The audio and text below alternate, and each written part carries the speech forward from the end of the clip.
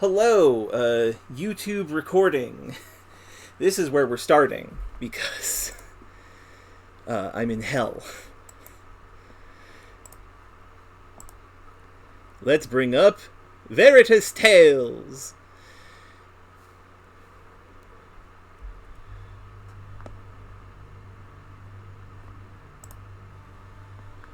Witch of the Dark Castle. We're going to watch the opening again, so that everybody can see it. Oh, hello, Demi! This story is true. That is true.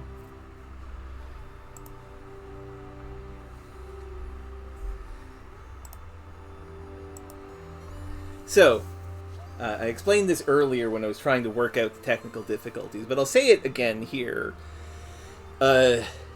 My associate Vinay bought this game for me. You may remember the last time Vinay has cursed me with a video game was Vistaria Saga.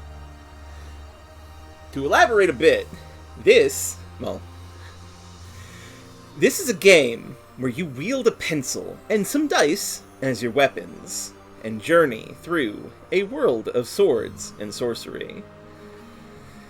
You become the hero of the tale, setting off on an adventure to the Dark Castle, where a mysterious witch resides. Along the way, dreadful monsters and deadly traps will be waiting for you. With good judgment and a bit of luck, you might just make it back alive. Now then, steel your courage and set out. Yes, Brazier, exactly. My name is Holger. I am power, I am order. I am wonder, the one who inspires fear in all. When the storm of turmoil sweeps this land, I shall rise again!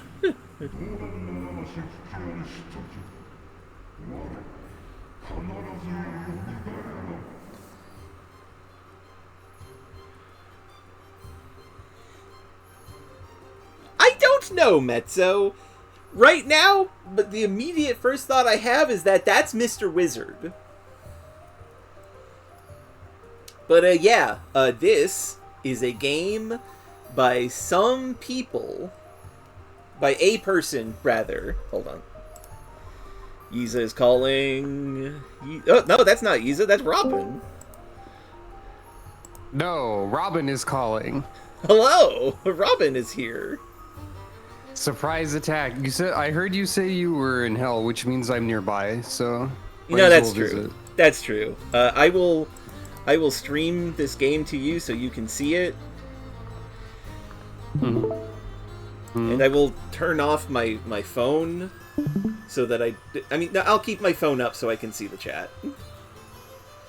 So this is a game by. Oh, that's how you resolve this. Yes, I got my phone out. And I plugged it in, and I've got the chat open. Actually, it does. I dislike it, but it does work. I, as said, was gifted this game. This game is by somebody from Vanillaware, who, this is true, quit Vanillaware, moved to the mountains, became a hermit with his wife, and just kind of hand drew this game over the course of like a couple years. And that's awesome. Yeah. So that's what we're dealing with. I'm going to turn the volume down just a little bit because it's too loud on my end. Fair. I hope everybody else can hear it. I want everyone to know in chat that we'll say this is thematically relevant to the game at hand. I just had the thought, man, I want some cornbread. And cornbread was like highlighted in red like a video game key item in my mind when I thought that. See, while you are You ever really want some cornbread? Yeah. I do. Now here's the other thing.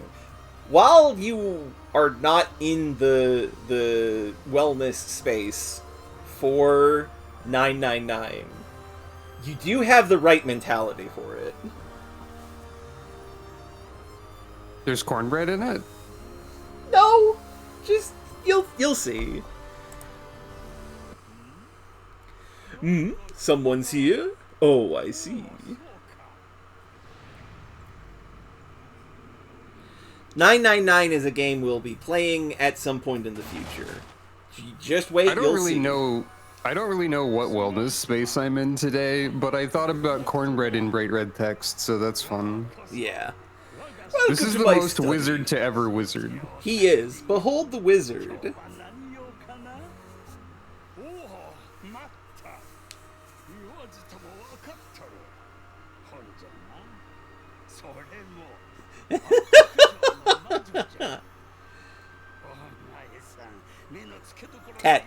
Text Koitzer, as in font. Writing. I won't pry into where you heard of this book. I heard about it from my associate Vinay, who gifted it to me. I already mentioned that.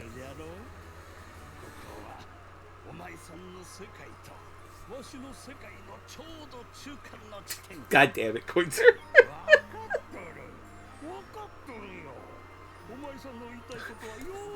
This is what all of you are saying to me. Also, yes, Menu Fairy.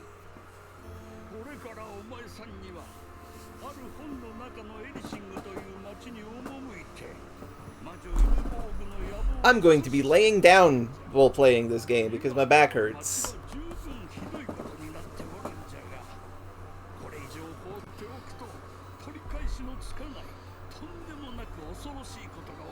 Imagine the Menu Fairy holding the phone with the Twitch chat on it. I am basically doing this. I don't have a good place to put the phone. But this will do. I do love how he's like, hey, I wrote this when I was younger. I was very presumptuous in saying you're my friend.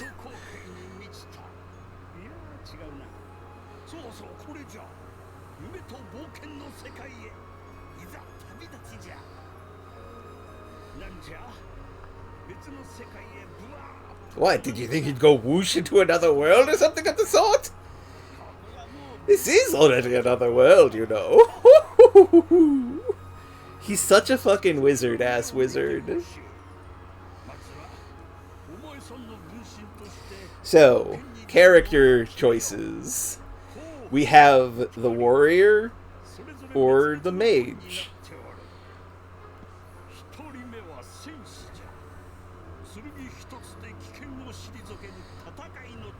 No, we are a bespoke individual in the world. He really is, Demi.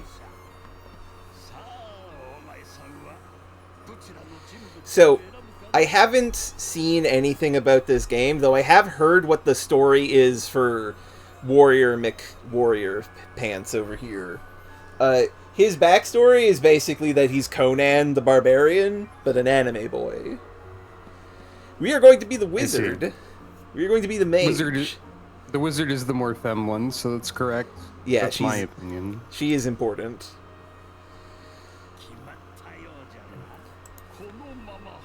Yes, start the game with this character. You cannot change character mid-run. Ah, sadly no, Metzo. The warrior is a boy. Also, my wand has turned from a knife to a wand. Ah, hello, Hana.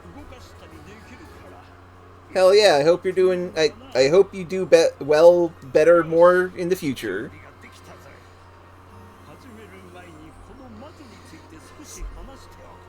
So first up, we are Paneri, a woman of strong will and steadfast devotion. That is a good question, Metzo. So here is something we can do immediately. We can flip a coin. Tails.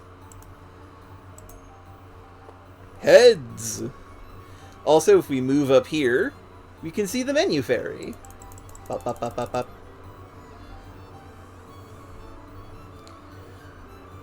And this is the menu. Also,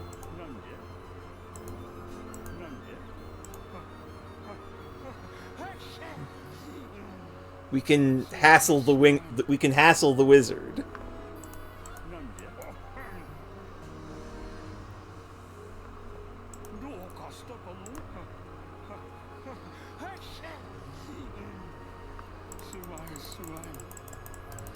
I'm glad we can hassle the wizard.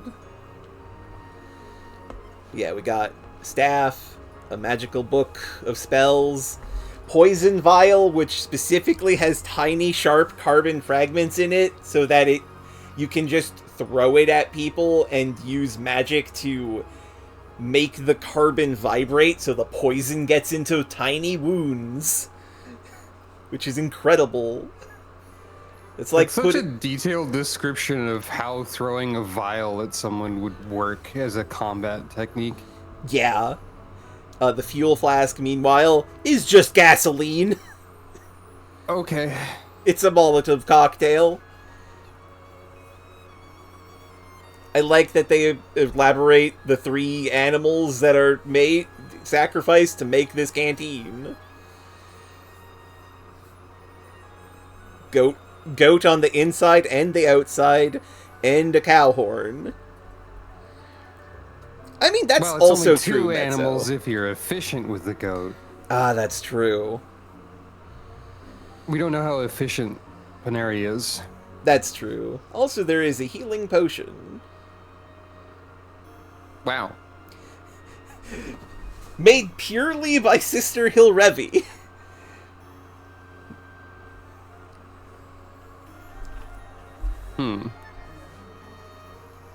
Paneri's spellbook, which has Arrow Shot, Poison Mist, Flame Burst, Sleep Curse, also Light and Unlock, allegedly. And our magic staff. So, Paneri. Also, we can move the mouse over here to see a log of stuff. So, Paneri. She has lost all memory of her past. In the Urin year 637, she arrived at Holm Abbey laid out in the back of a wagon. Wow. There were signs that several people had fought, and by the roadside a single young woman's body, soaked in blood, said the farmer who carried her here. She should have been dead, without a doubt, he said, as well. Well. Yet despite her mortal wounds, she miraculously clung to life. The scars on her body vanished completely in less than a year, but perhaps as after effects of the injury, she still had no memory of what came before. We might be Mezzo. We might secretly be some kind of undead wizard. After that, she studied magic under the abbess, Holm, and her gifts blossomed. Oh, here's our first word we can mouse over.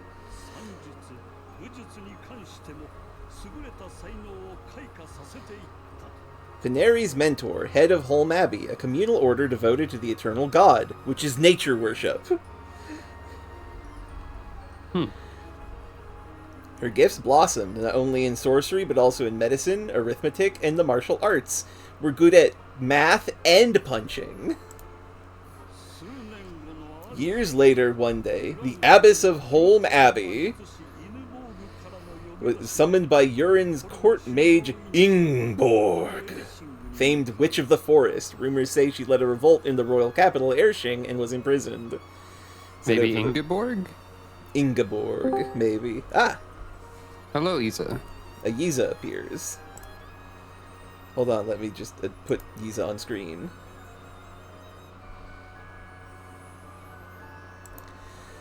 So, sorry, yes, Yiza? I said it's me. Hooray! Also, as a reminder, Ingborg is the evil wizard at the top of the Dark Castle. So says Merlin Dactus over here. No, okay. Yeah, but Are you allowed to interact with the pencil?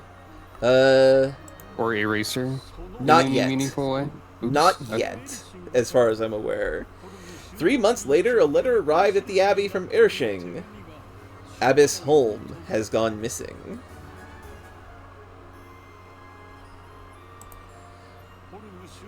Feeling a debt to Abbess Holm beyond measure, she could neither sit nor stand still.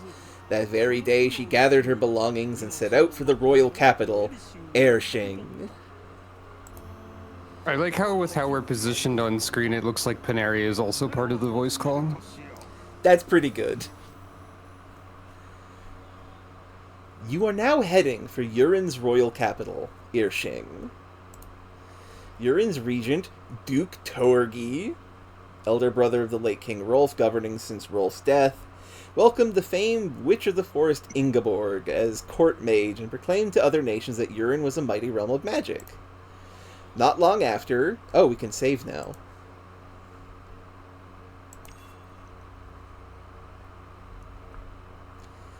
Ah, I see.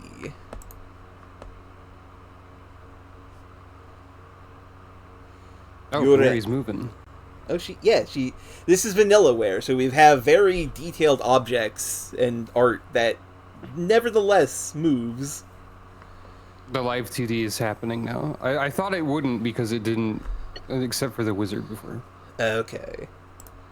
At the same time, reports of uncanny monsters came one after another from Rombork Castle, which stands at the heart of Ershing. And yeah, this bookmark is adorable. I love this. The main reason I was curious about interacting with the pencil or eraser is if you can, like, fudge your stats instantly. That would be very funny. Just trick the wizard. How meta are we getting with this whole situation? That's a good question. 3. 2. Yeah, this is the thing the Vanillaware artist did. The source of this calamity is the witch Ingeborg, invited into the castle. She's plotting to overthrow the kingdom. Cool skeleton horse. Yeah, very charismatic skeleton and skeleton horse. Such rumors spread like mold among the weary people, and Yoran, so recently jubilant to welcome a court mage, found dark clouds suddenly gathering overhead. And 3 months ago, the witch Ingeborg was, at last, imprisoned by order of Duke Torgi. If the map you obtained is accurate, then once you pass through this forest, the towering city wall of the royal capital, Ereshing, should spread out before you. She has a staff now instead of her potion. Oh yeah! A deer is walking ahead of you, but the moment it notices you, it hurries off and vanishes into a thicket alive with robin song. Oh, Robin. Do you want to demonstrate for us? No. I saw that in the text and I was trying to think of a bit and I didn't think of a bit. 3.5 days have passed since you set out, and the afternoon light is beginning to slant. Though you should be near a great city, there is no sign of travelers, and you begin to worry you may have lost your way. And yet you cannot bring yourself to turn back. From the wariness of the road, you can no longer tell whether your legs are sticks, or the sticks are your legs. For you, who scarcely ever left the Abbey, this long journey can only be called harsh. When you emerge from the forest and step into the dazzling sunlight, the fierce sun lights the sky and mountains as far as the eye can see, the vast fields and the imposing city wall. The enormous city wall stretches beyond the edges of your vision, overwhelming any who behold it. It seems you have reached the fortress city of Ereshing, Yuran's royal capital. All at once you notice something fighting fiercely right before the gate. Oh, there is no other people in sight, and it does not look like play or training. A strange tension quickens your heart. At last you can no longer hold yourself back, and forgetting the weariness in your legs, you break into a run! Oh, giant. And also, that is, other player character, man. As you draw closer, you begin to understand what is happening. A man and a gigantic stone golem are locked in combat. The man looks like a warrior. In his powerful hands, he grips a broad-bladed sword. His opponent is a pseudo-life-form born of magic, yet you have never seen a golem so huge and moving so smoothly like a living person. It must have been made by a mage of great renown. You know all too well how troublesome such a thing can be. It seems the golem is the city's gatekeeper. To keep the warrior from approaching the gate, it swings its great boulder-like arms and blocks the way like a wall. Now then, my friend, your first battle comes early. What do you do? Well, gang, Should we help the warrior I fight? think that we cast minor illusion to make the golem think that there's two of the warriors now. That sounds like helping fight the warrior fight the golem. Yeah. So let's do Sounds that. fine to me. You help the warrior fight the golem. Back to the potion. Normally the battle should be avoided, but this time it cannot be helped. You quickly take up a stance to attack the golem. To attack an enemy, you must first make an action value check. Roll 2 white dice for you, and 2 red dice for the enemy, 4 in total, at the same time. Add each total of that side's level, and the result is that side's action value. Except the enemy's level, the enemy's action value. If your action value is higher than the enemy's, your attack hits, and you may subtract your attack minus the enemy's defense from the enemy's health points. If your action value is lower than the enemy's attack hits you, and you may do the same, but in reverse. If the action values are the same, either attack hits. If you reduce the enemy's HP to 0, you win. If you fall to 0, you die. Choose an action card, and the dice will be rolled automatically. Now let the battle begin!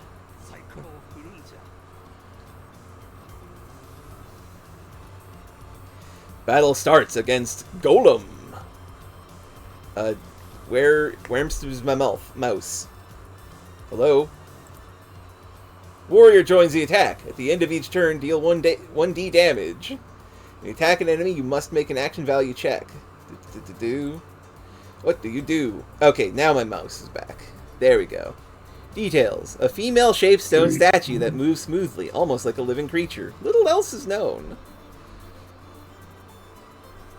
It looks like you only have the attack option for the tutorial. Yeah. Hey, we win! Their attack cuts through the air and yours catches the enemy.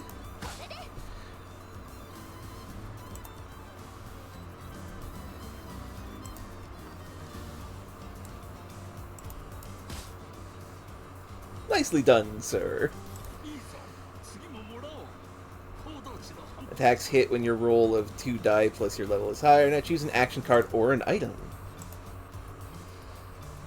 Or I could choose an item. Okay, you could use an item. Yeah. Well, it's a magic stick, Mezzo. When swung with magic, it delivers a powerful shock. I could attack, or I could throw a bomb at it.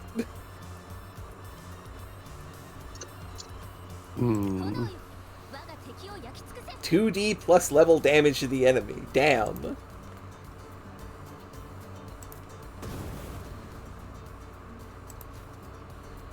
Oh! Oh, I see. I see. And now we attack. We still win.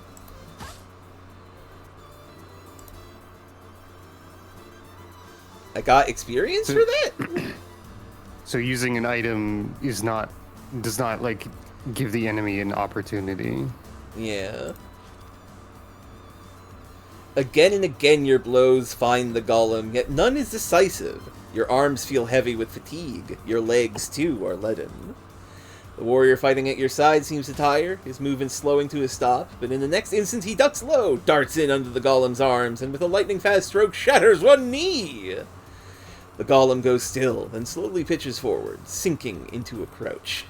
Now, you have your best chance to bring down the golem. As a witch, you can wield magic. To cast an attack spell, you need either a grimoire with the spells written in it, or magical reagents.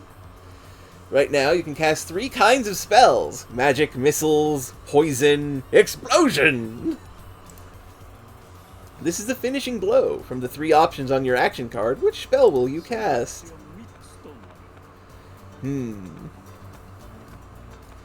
Well... Okay, this... It will use a lot of my stuff if I do Flame Burst. But it is a golem. It is the most likely to destroy a golem, I would say. Yeah. Yeah, I feel like we should flame burst. Mm-hmm. Oh, flames, burn my enemy to ash! Oh, damn! When the flame burst spell strikes the golem's head dead on, one letter of the word carved there, emet, shatters into fragments. At once the golem's supple movements cease. It seems you have felled the golem. Perhaps the spell breaks when the golem dies. The stone surface that until moments ago stretches and flexes like tanned leather loses all suppleness and crumpling into of its own accord into a towering heap, a grave marker of stone. In this battle, you gain 5 experience points. I got 3 during it at some point. When your EXP reaches 100, your level and maximum HP each increase by 1. And you grow stronger. Thanks, you saved me. Together you rejoice in your victory over a formidable foe. He asks you, did you know the golem's weakness? But when you give only a vague reply, he explains that when the first letter vanishes from emet, truth, on the golem's forehead, it becomes met, I am dead. And that is how you defeat the golem. This is, if I recall, my very, very, very light understanding of Hebrew, this is just exactly, literally what these words mean. That's awesome. Yeah, that makes sense. I'm Havelock. Nice to meet you. He's a traveler from the neighboring country of Lucifang, an aristocratic nation southeast of Iran, a powerful, multi-ethnic, multi-faith state. 1/8 of its population is enslaved.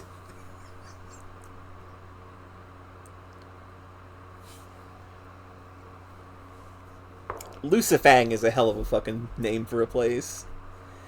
And he seems he has come to the royal capital to meet a certain person who is supposed to be there. He says there was a golem at the nearest north gate from here, and another at the south gate on the opposite side as well. Most likely, each gate has a golem. It is an unnatural state of affairs to have dangerous golems at the city gates. Even inside the city, there is no telling what dangers may await. Since your aims align, you decide to enter the city together. Closed though it is, the city gate is unbolted. You put your strength into it and push the heavy doors open. Inside the gate is a dim... Inside the gate, it is dim, like a small cave. You can truly feel the thickness of the wall that encircles the city. You pass through the gate with care, on your guard. Beyond the gate, you come out into a broad street. There is not even a gatekeeper, no sign of people at all. The shop-lined streets seem to hold their breath, silent and still, an empty shell. Only your footsteps are swallowed up by the deserted main street. What happened to the city?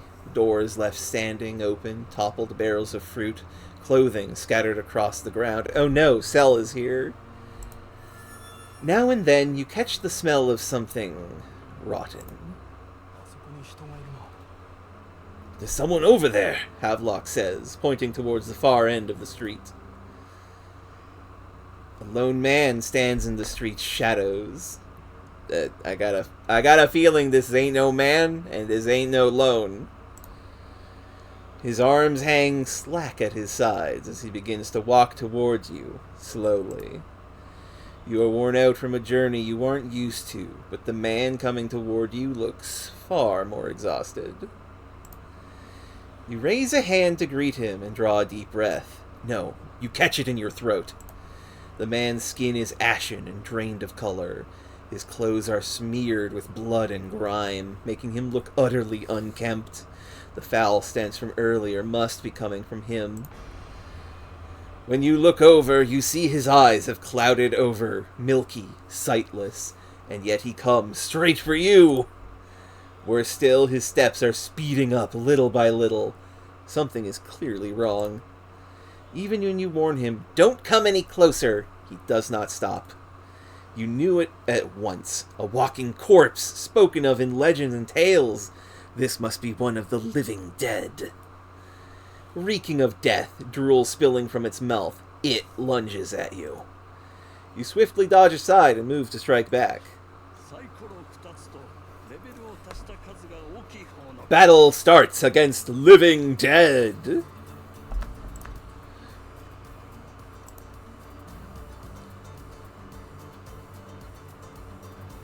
Oh, I did not notice that pole at all, Mezzo. Jeez.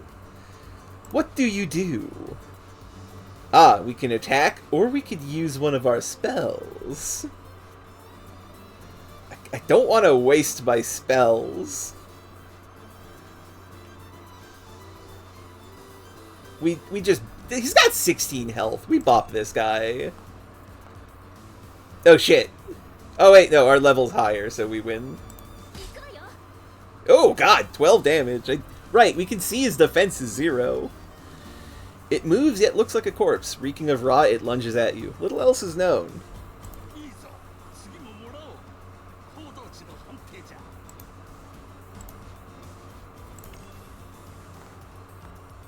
Uh-oh. Owie! That hurt a lot! I also have 0 defense!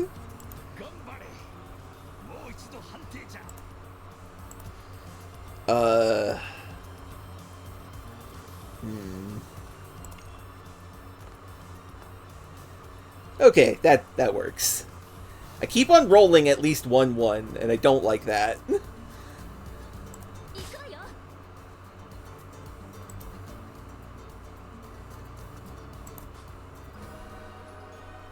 You defeat the living dead!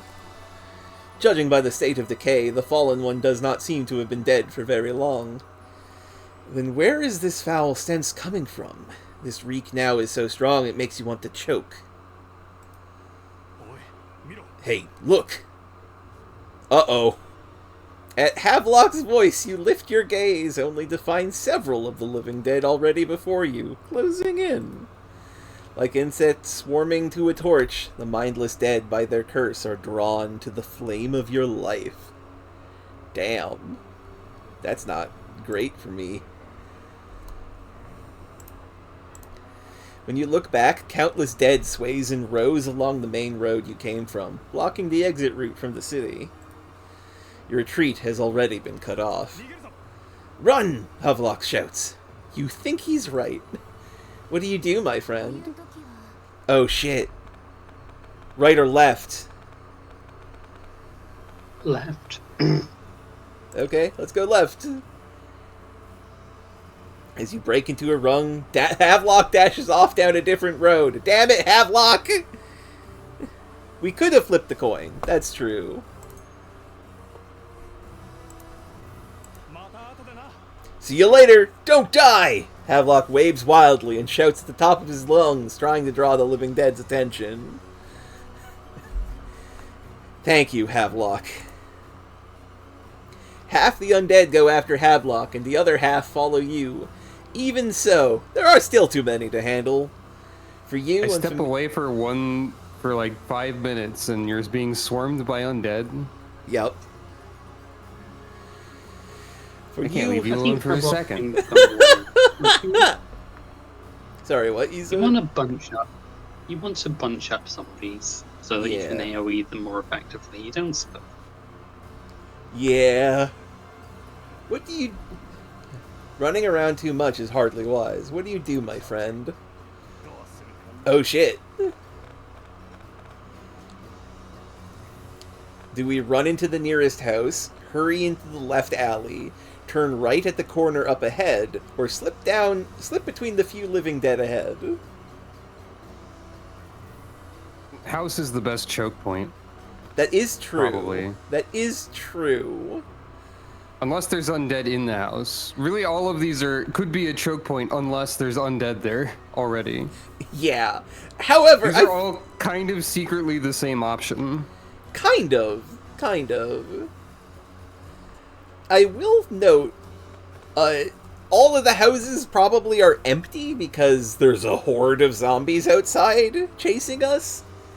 But also this will put us in a situation where we have no real exit. Whereas these are just continuing to run, although this one involves running past zombies directly, so...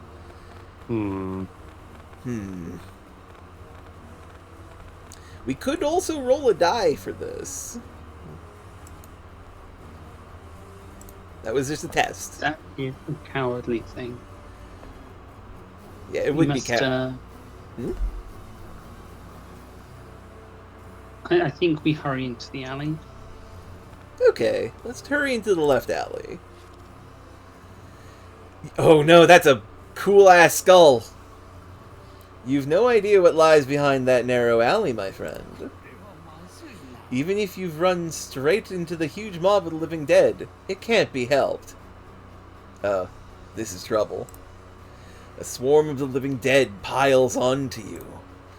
You have joined the silent procession of the dead yourself. Go to chapter 14. Fuck. Page 14. You are dead, like a Pubble tembling. Like a Pubble tembling. Hello, it's me, Pubble Tembling. Welcome to my humble tavern. Like a pebble How are you, tumbling. my friends? Like Pull up a chair, grab a drink. Oh, Pubble's got you covered. Thanks for rolling on in. This is something a reference I don't have context for.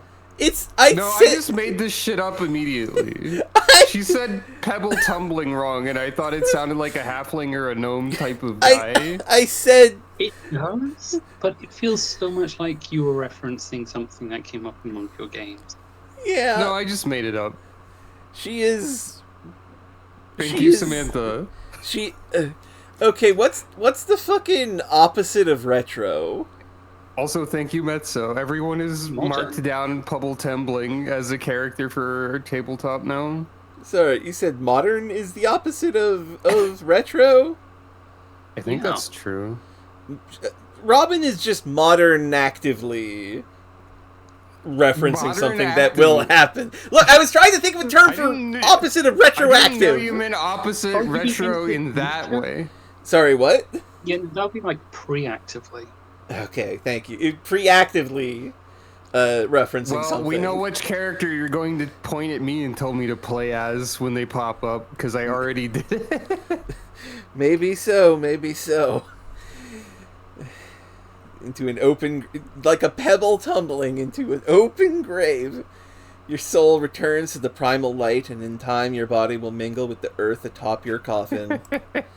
But if you wish, my friend, you may start your adventure over. Rewind time, just a little. Excuse me, but who exactly buried us when we were a part of a zombie horde? The metaphorical burying. Havelock did it after, maybe. It's from Samantha. Man, I had so many modern active entertainment games when I was a kid.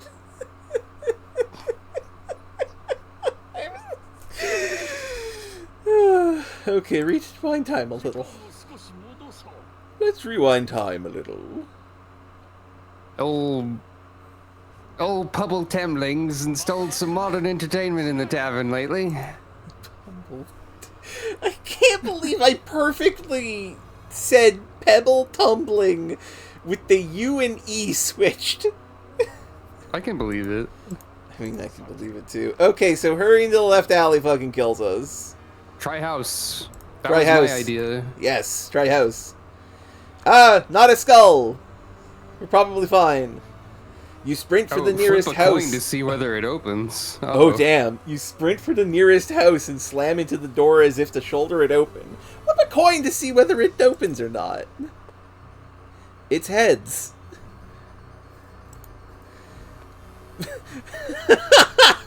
What if I...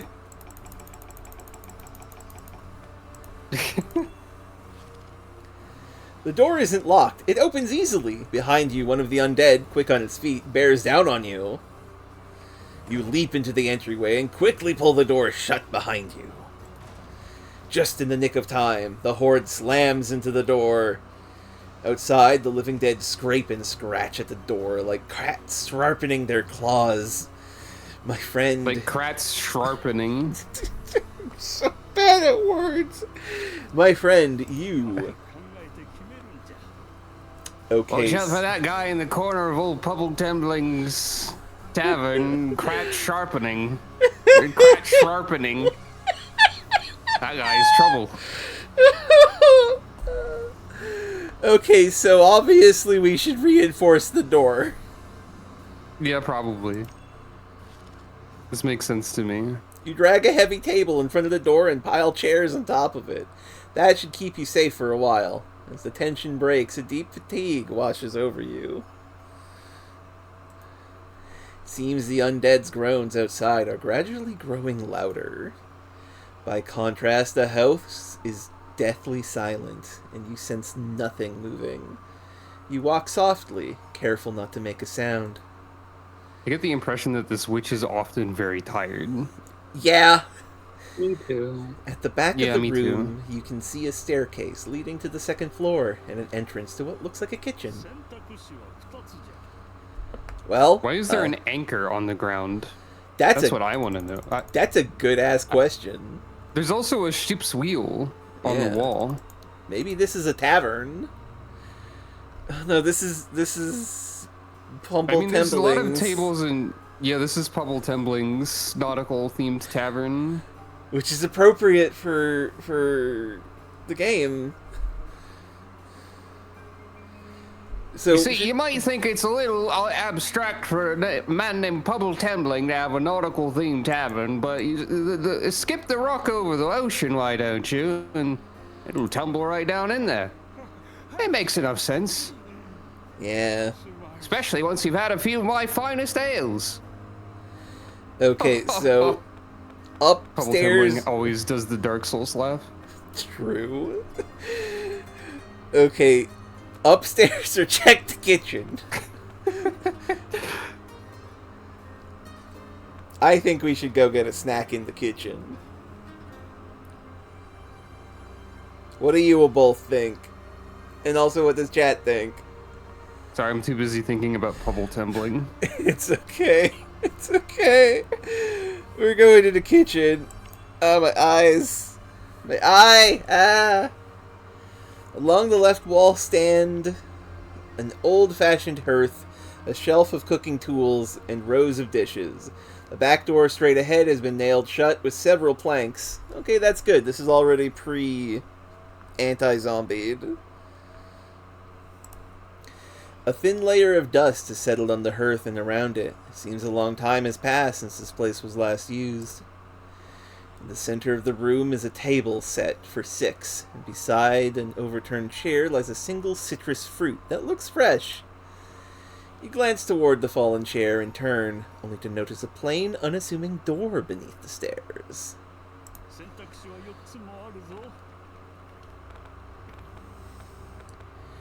Look outside the back door's small window, check the wall with the hearth, take the citrus, or open the door beneath the stairs.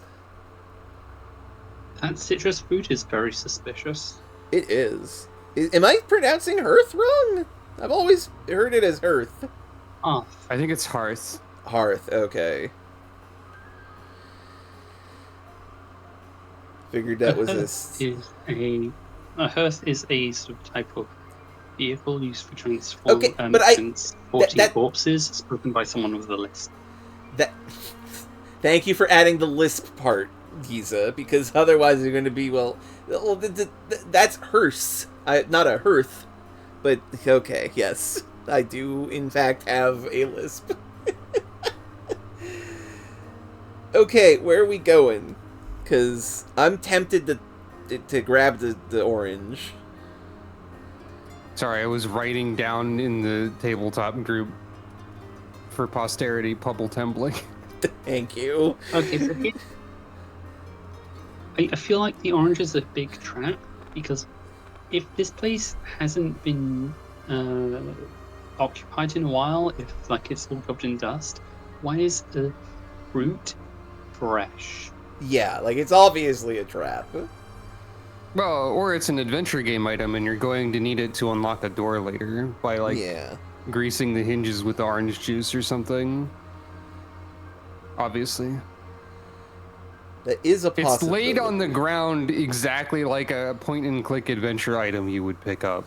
Yeah. By noticing that it stands out.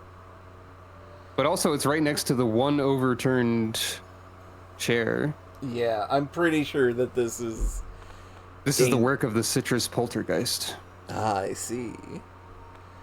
You know what? Yeah. I noticed we got a bookmark when we got into the house safely, so... Yes. So, we can afford to die. Let's check the wall, though. So it really is a place that serves food. The shelves are packed with cooking utensils, well-used dishes, and jars of spices and seasoning. There doesn't seem to be anything else of note. You examine other parts of the kitchen. Okay. Now we take the citrus.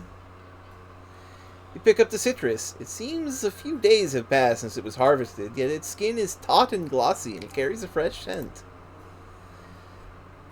Okay.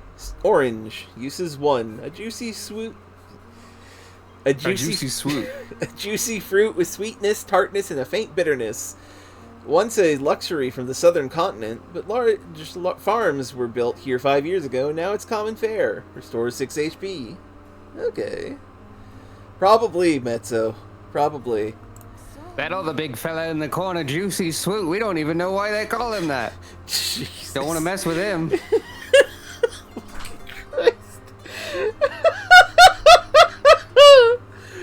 Okay, let's look outside the back door small window. Behind the building seems to be a wide shared garden. Might be a lovely sight in ordinary times, but you can see at least 6 undead out there. It would be dangerous to go outside. I feel like I from can here. hear you trying so hard to pronounce things correctly in one go now. I'm building an entire, like, squad of strange mercenaries. Incredible. My evil power. Okay, this was a place where we can check all the things. You put your hand on the door beneath the stairs. It seems to be locked from the inside. We do have the ability to unlock things. Oh yeah, we do. With a soft click, the door opens quietly. Inside isn't a storeroom. It's a stairway leading down into the dark below. Peer into the darkness. Yeah, let's keep being quiet. You can't see anything, but you can hear someone sobbing. It sounds like there are survivors. You also have a light spell. I do, but it didn't give me the option for that. Mm-hmm. You call out, "Is someone there?" A man's voice immediately answers from below. "Are you one of the living?" From the gloom emerge an old man, a little girl, and a woman who seems to be her mother. The old man squints against the light as he speaks. Seems they have been hiding in the basement for these past 3 days. Seems the child vomited earlier, and the girl's mother has a high fever as well. These 3 are nearing their limits in both strength and spirit. You tell them, "We can't stay here," and promise to protect everyone. The old man replies simply, "I'll follow you."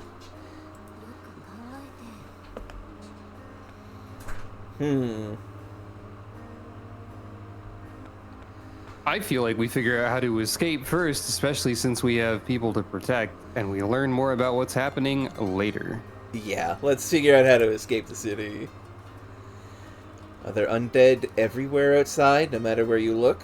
You decide to climb up onto the roof and survey the area. Yes, Giza?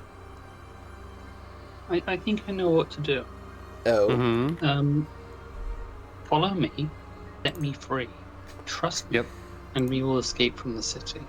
I was trying to think of a way to start doing that, but I lost my opportunity. I was literally looking up the city escape lyrics to double check them. Oh, we forgot the most important steps. That are the first 2 lines. Woo. Oh yeah. Woo. Can't forget that. Oh yeah. Yeah. In the heavy silence as you ponder what to do next. Around every time. Uh-oh. The sound of ferocious pounding comes from outside the door. Bang, bang, bang, bang. It's the sound of someone pounding on the door. Open It's the up! sound of someone pulling their devil trigger. Open up! A man's voice calls. It's coming from this house's front door. I mean, this is obviously a trap. We barricaded the door from the undead. I think we should wait and see. Have the undead demonstrated an ability to speak yet? No, they have not. I feel like that's a pretty clear indicator. But also the people did ask, are you one of the living when you called out to them? So I don't know. I'm not 100% sure what the undead speech situation is here. I'm gonna wait and see. Trust your feelings. Hey, you're in Definitely there, aren't wrong. you? The man's frantic voice carries through the door.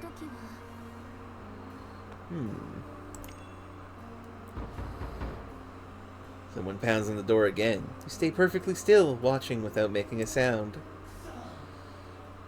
Damn it, comes the mutter. Then silence. It seems he's given up. Once again, silence envelops the house. Just then, something shatters upstairs and falls with a crash. You lift a finger to your lips. Everyone there strains their ears. Faint footsteps drift down from the upper floor. The old man whispers, "It's from the attic." As someone who's effectively written choose your own adventure things before, I can confirm that it is common behavior for people to ignore the obvious signs of a new character and proceed forward at least once. Okay, should we ask the old man what's in the attic, or just go and check ourselves? We're being careful, aren't we? That's true. It's a cramped room with a low ceiling, and it's used for storage now. You swallow hard and set a foot on the stairs. Well, to the attic we go. As you begin climbing the stairs to the attic, the door slowly opens right before you. A woman appears, her hood pulled low over her face. Paneri! Thank goodness! It's me, Hilrevi! The woman shifts her hood aside and reveals her face. Oh! What's the potion blessing lady doing here?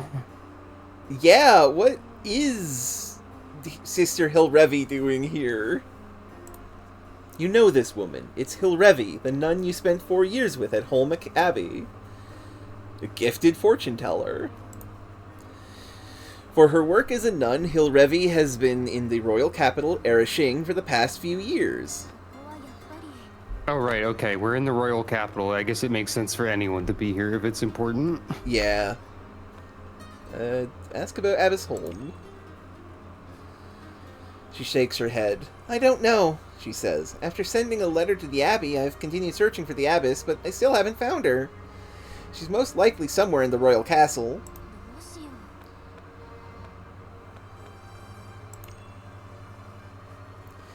She says she came from the safe zone in the city's north, enclosed by the city wall. Okay. She says her fortune-telling let her foresee that Paneri would come to this area and that she's been checking house by house, traveling over the rooftops to do it. Oh. Nice. What a good friend. Who looks like she is being played by the menu fairy. She does have a slightly similar vibe, yeah. Yeah. She says the undead have gathered around this house, but the street she came from was clear. Then she proposes, let's head for the safe zone in the north of the city via the street on the other side. Hearing what Hilrevi had to say, you consider... I mean, she got here from the rooftops.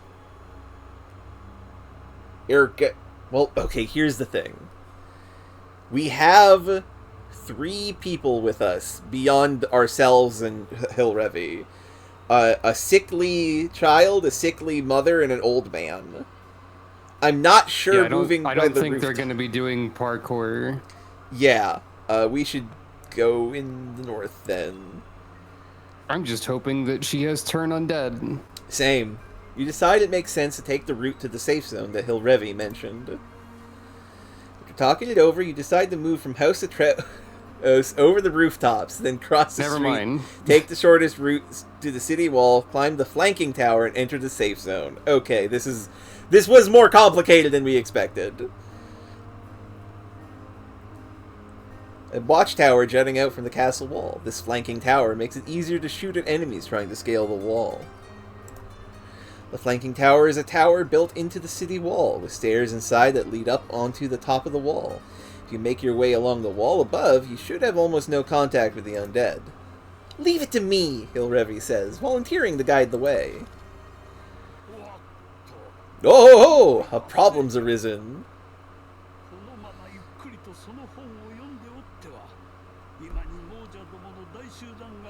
What do you mean? Is your book in real time, you frickin' wizard?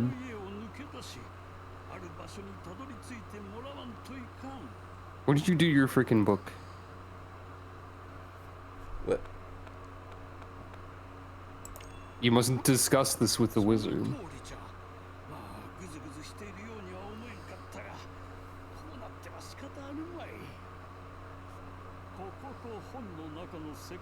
Oh. Oh.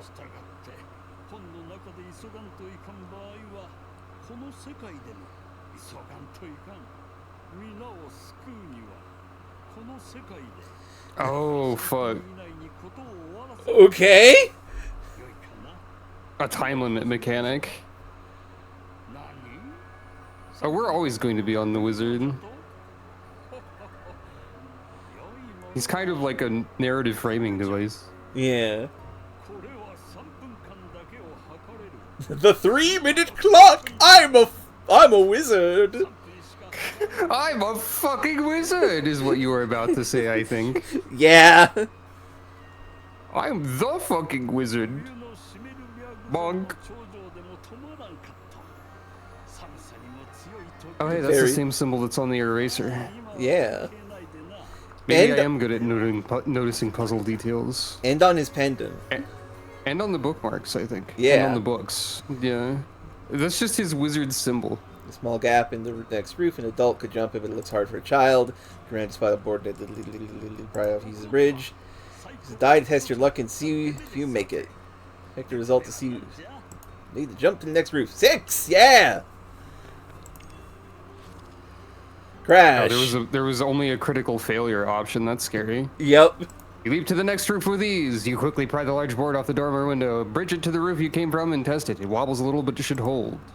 The board across several Using the rooftops. board, you cross several the rooftops. house on the opposite street. What will you do next?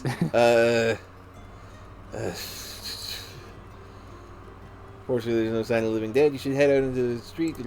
Break the go. Smash the window and climb inside. The silence speaks volumes. No one is here. You're hurrying down to the first floor. Must have belonged to someone who kept a very high. You know, everything. Who cares? Who cares? Who cares?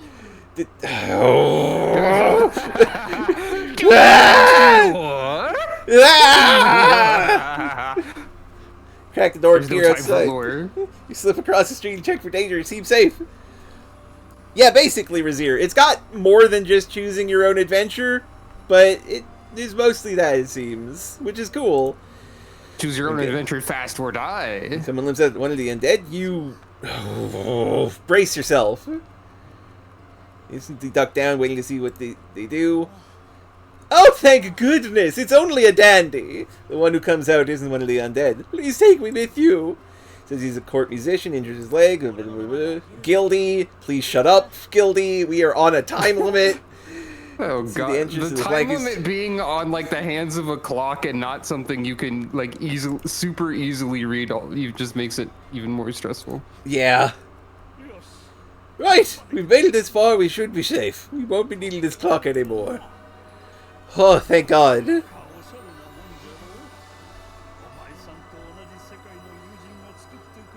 What do you mean a friend from our world? Flamel? What's Flamel doing here? Who is Flamel? What's so hard to read about a clock, QWERTY? I'm just not good at reading a clock face I'm quickly. also not good at that. I need numbers. Also, hello, QWERTY, I love you. We're playing Veritas I mean, Tales. The clock only has 3 numbers on it, 1, 2, and 3. It's a little unclear what. I mean, it's a little unusual for a clock because it's counting down 3 minutes or something. Yeah. I didn't even process that, if that was true. I also didn't. I'm sorry. Also, hello. Yeah, you've been complaining about clocks. You didn't even look at it. Well done. Ah, Nicholas Flamel, the famed alchemist. That makes sense. Yeah, but what are they?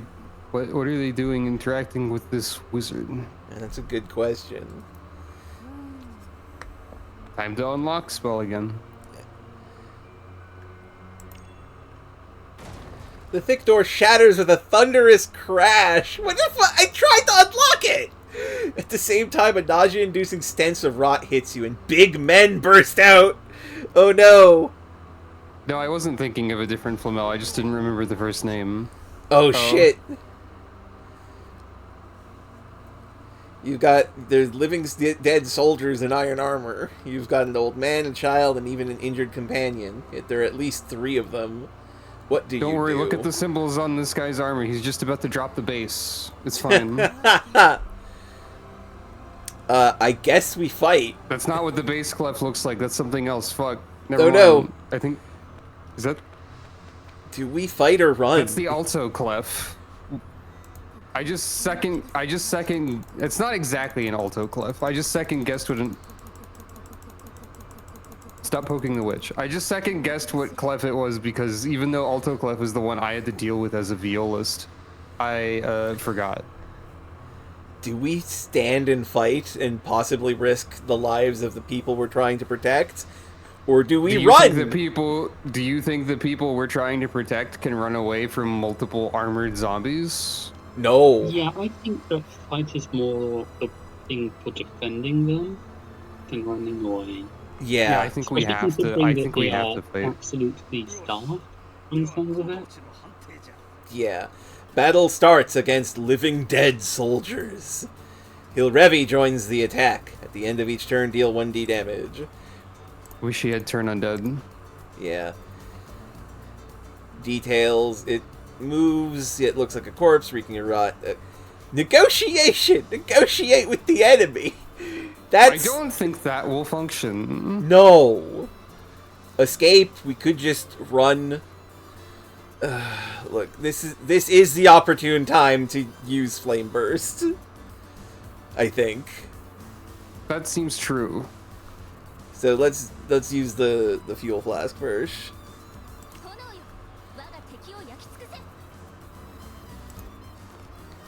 Wow, I rolled like ass. No, that was still half their health. That's true. Oh, I see. Right. Now you have the explosion option, but that uses spellbook uses instead. I see. Yeah. Well, oh, you're missing 8 HP. I am. How did that happen? I got hit by the golem once. You have a delicious orange. I do.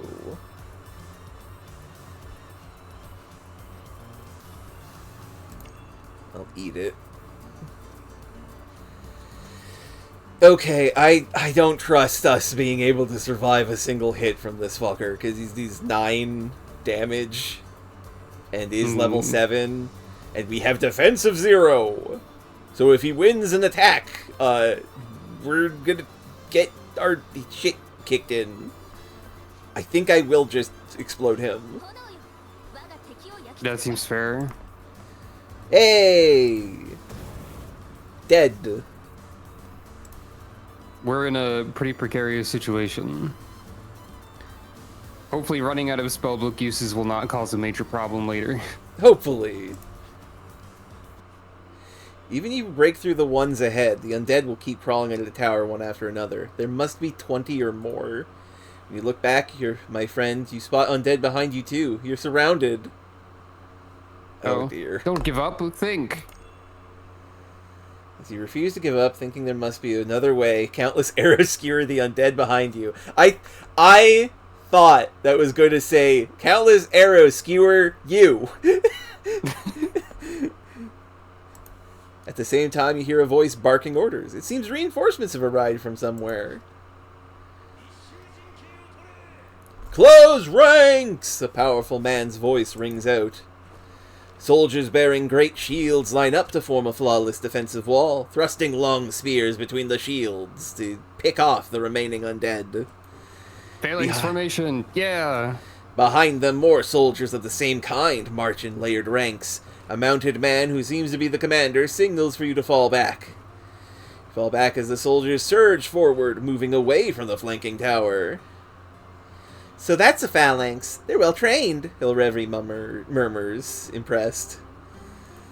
The undead are cut down one after another, and safety is secured. It seems you were truly saved. Hilrevri expresses her heartfelt gratitude to the man commanding the soldiers. You follow her lead and thank him as well.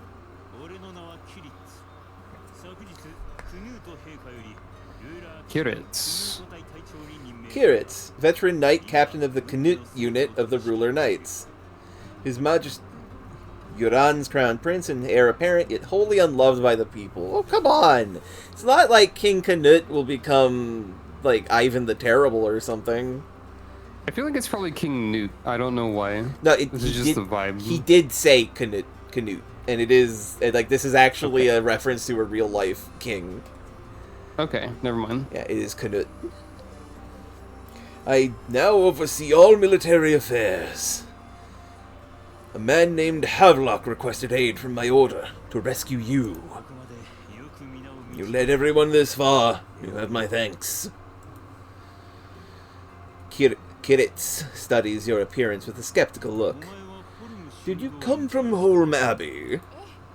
When you answer, yes, I arrived in the city today. After a moment, Kiritz speaks. I see.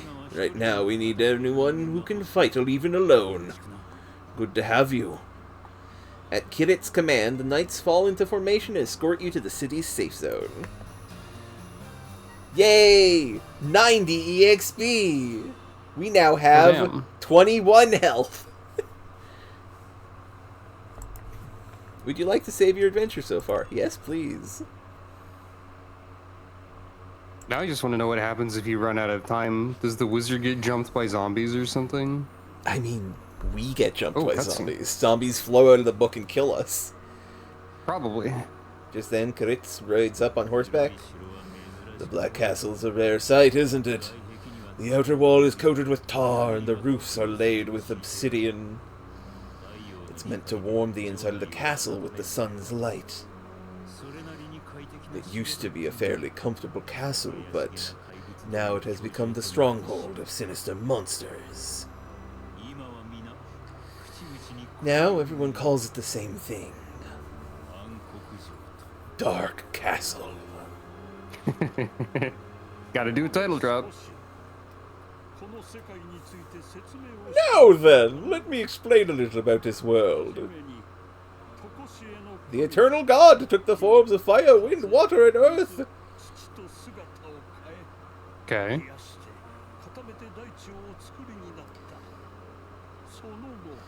Then beings from other dimensions came, and all manner of life forms were created. Humans were born last of all. What do you mean? I really like the little drawings of like a rat and a squirrel and a cat and a dog. Yeah, these are fantastic. A visitor to this world, Holger, brought magic to humankind. Oh no, Holger is like the devastating evil man from the opening of the game. He's T-posing so much. Yeah. And shooting bread at people. That squirrel is the symbol that that wizard is wearing.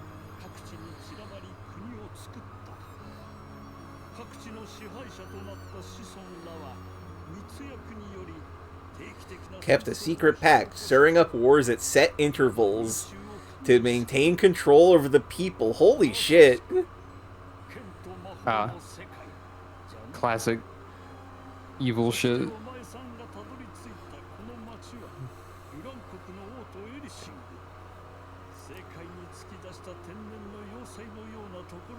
It's a very interesting landmass shape.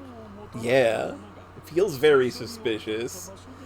Ah, it's where Holgar first showed up, huh?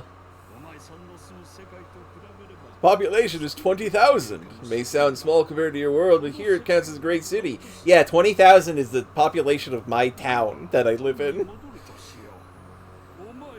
And you have a really good point of reference, I guess. Yeah. I wish they would refill our spellbook uses. Can we get a long rest? That would be nice.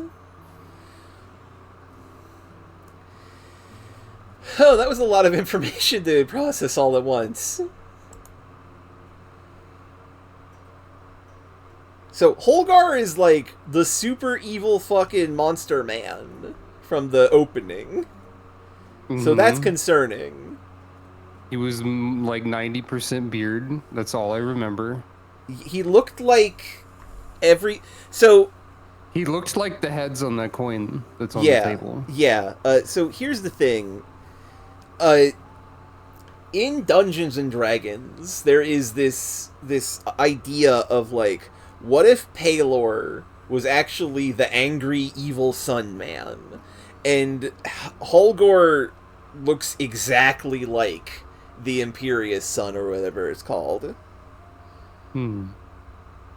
Yeah, we just got information on the world right now after the title dropped. We were basically doing a little prologue situation. Yeah, we fought a golem and we fought some zombies and got chased by zombies and learned that if something in the book starts being intense and time limited, if we don't finish it in 3 minutes, the threat will come out of the book and get us.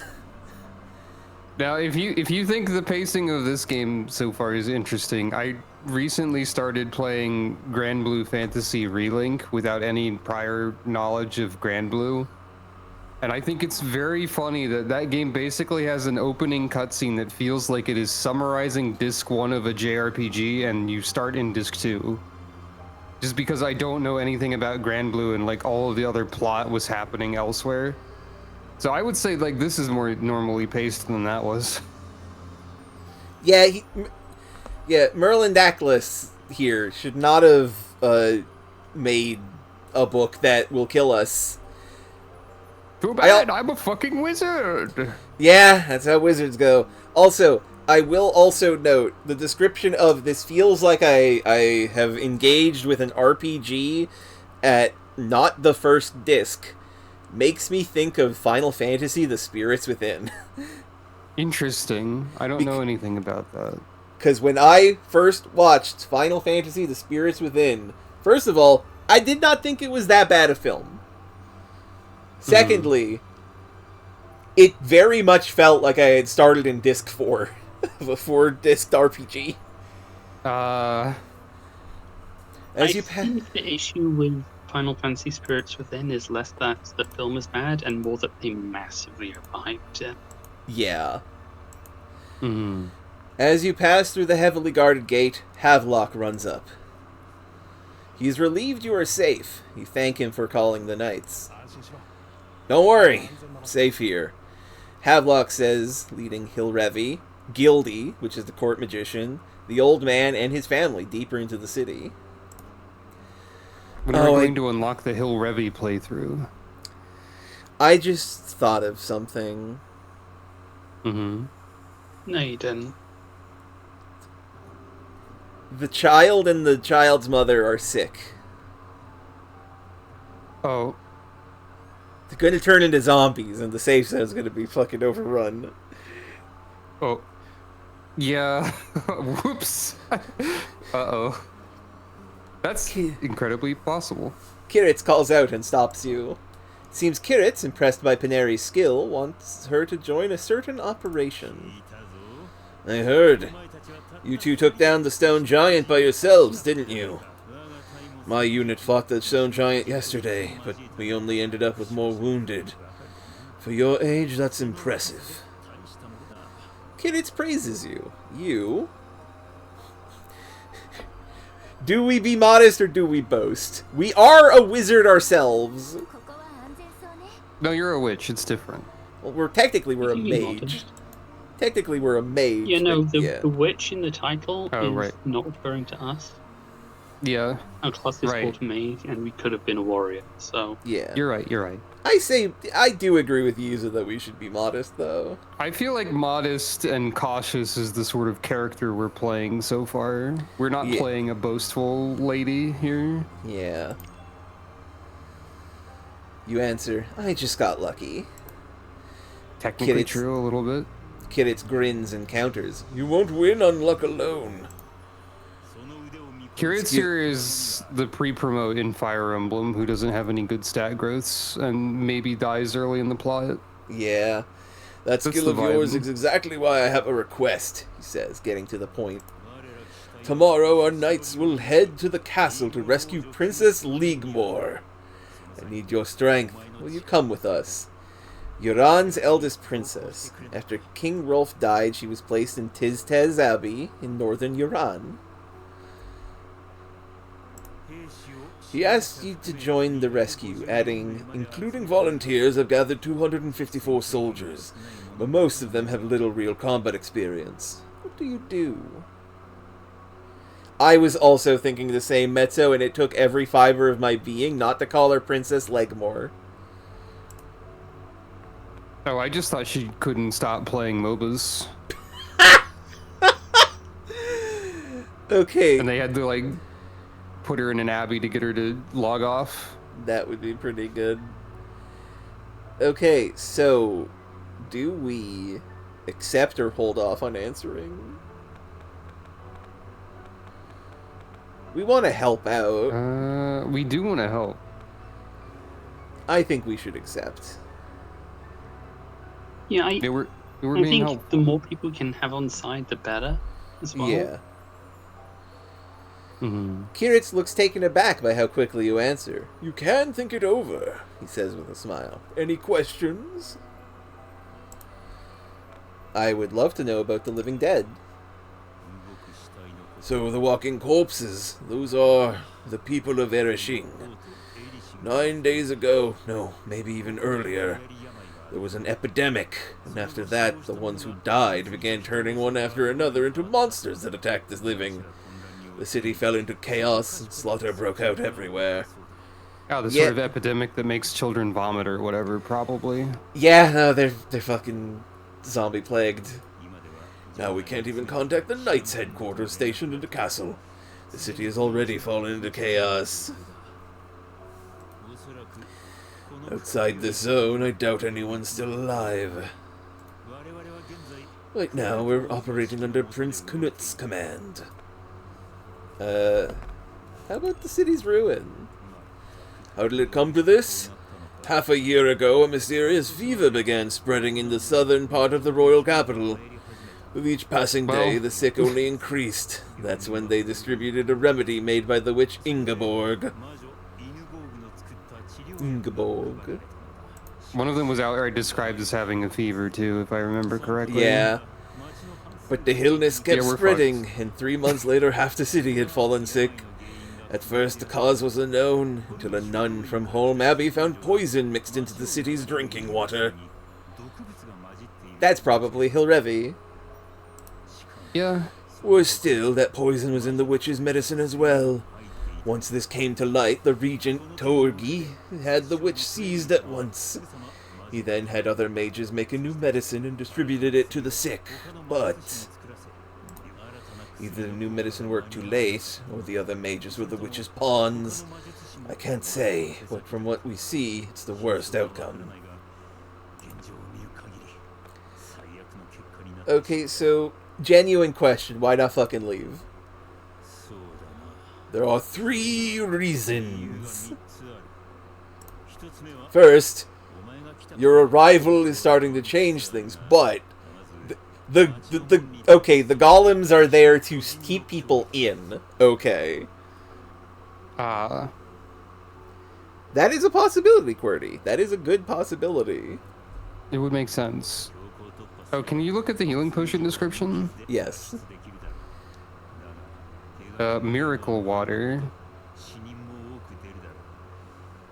So, like, potions and stuff are made with water. Yeah.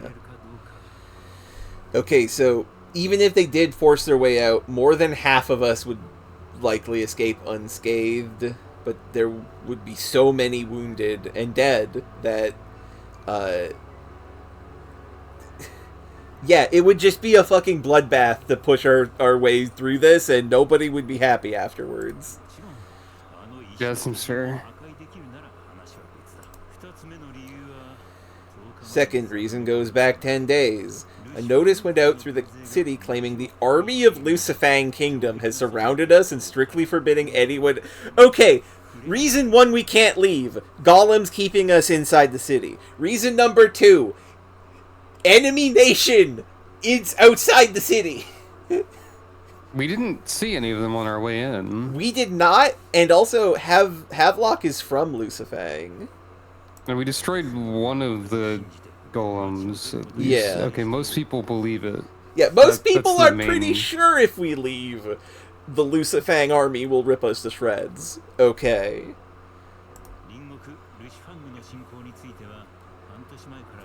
Ah, okay.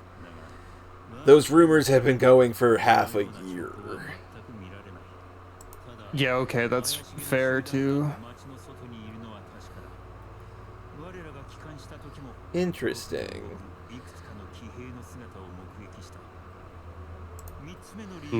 The third reason is that, Loyalty to the royal house is an obligation yeah, that they have. these knights at the least. Classic knight behavior. There are even rumors that Princess Ligmor is being confined inside the castle. His Majesty, her brother Canute, would not abandon her. Okay, what happened to your king? What happened to Trigmor? Or Toeg, or whatever his name is. At present, we lack a king. In Yuran's royal house, there are, rarely, those born with a special magical power. They can work magic without spells or tools. His late Majesty, King Rolf, could move objects in an instant. And it seems his father could freely change the size of objects. Well, okay, if both of them are dead, we're set. We've got the entire ghost trick gimmick going on. It'll be fine. Such special magic is called Holger's magic. Holger's Holger, trick. the one who taught humanity's magic about 2,000 years ago. Holger's magic means some special art inherited from him. So, also, I'm gonna just fucking call this. You're Holger.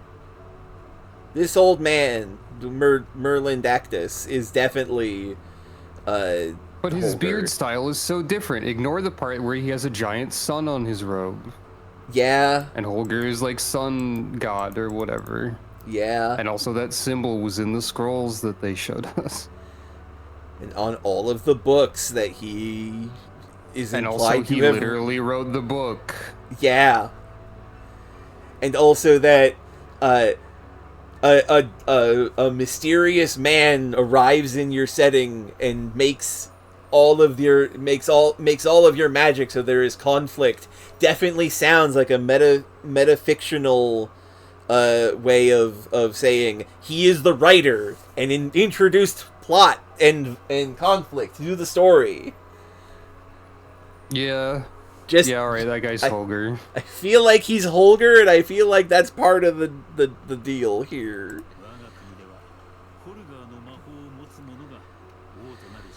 In our kingdom, one who bears Holger's magic earns the right to become king.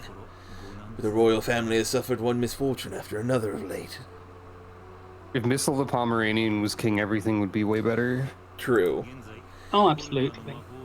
At present, there is no one who possesses Holger's magic. And so, with no king upon the throne, Grand Duke Torgi, elder brother of the late King Rolf, now rules this land as regent. But even Lord Torgi.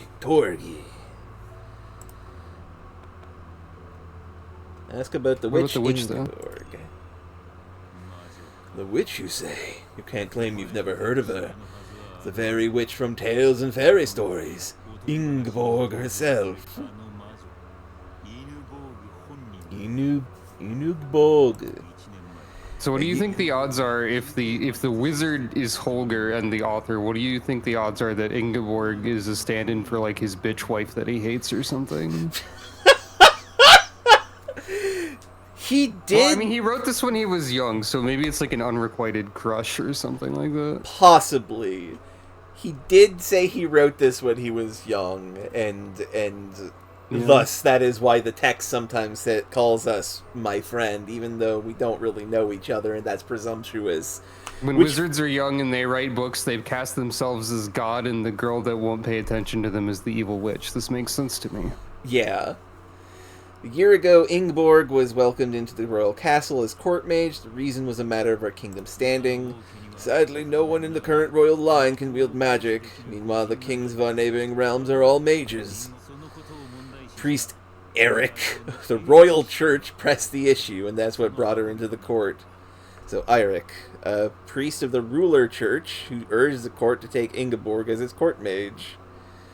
The ruler church, one of Arancia's 3 major faiths. Its creed, obeying God's will is everything. Well, that success is a creed. Yeah. Bringing the renowned witch Ingeborg into the court will deter other nations, he said. That was the root of our mistake. Ingeborg was a fiend, one who seeks to destroy our kingdom.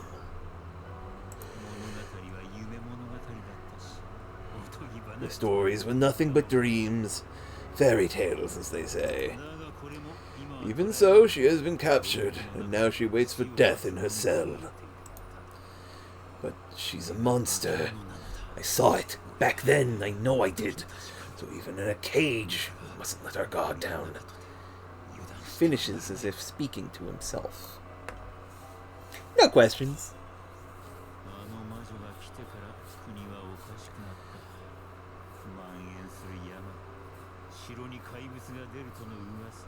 Till a few days ago, I was near the border on LaZodiac's orders. It was to learn the movements of the Lucifang army, supposedly invading our lands, but information is likely false. Ah, and while Captain of the Guardmen was away, Ingeborg caused the things bad to happen. Yeah, I was about to say it seems like he was distracted so he wouldn't stop the scheme, and then he said it himself. Yeah. This guy knows what's up, probably. From what I've heard from that musician who came and went from the castle, the one traveling with you, Lord Torgi has already passed away. Princess Leaguemore, though imprisoned, is said to be unharmed. Yeah. Exactly. That's basically it, Razier. Yep. Tomorrow we will rescue the princess from the Dark Castle. I'll say it again, I need your help. If the rescue succeeds, you'll be rewarded. Also, Ed, I want you to come by the Knight's headquarters later. Do we feel we owe Kiritz for helping us in the city? Or do we go with Knights to find Abbess Holm, which is the reason we came here in the first place? I feel like we probably should help save. Because here's my thinking. The Abbess is probably involved in all this. We will find her by helping him. Probably. And also, I feel like the Abbess is... If anyone's gonna have turn undead, it's probably Abbess Holm, right? Yeah. She might be doing alright. Yeah. You're the ones who saved my life. I want to repay that debt. The captain says, that helps. I've arranged lodging. Let me explain the details as the Knight's headquarters. His Majesty Knut is there as well, he says, then leaves. What will you do now, my friend? Choose where you want to go. So, this is something I did know about this from the Steam store page. You explore town by navigating a Dungeons and Dragons-esque tabletop RPG map. That looks really cool. This is so cool. I like the funny like the funny hedge garden shapes over there. Where? Oh yeah, those the shapes. Yeah, those are great. That's in I love shapes. Bitsicam's Manor. That's Bitsicam's funny shapes. That manor has so many fucking windows on it. It does. That is the most windows per square foot I've ever seen. Yeah. Outside safe zone. Hendel Gate. On a house of this sort. Night HQ, back alley. Magic shop. North Gate. Bitsicam Manor, weapon shop. Central Plaza. The Ruta Travel Tavern, and White Horse Inn. Well, obviously, we want to go to the inn to sleep, so we should go to the tavern first. You enter a tavern whose sign read Iruda.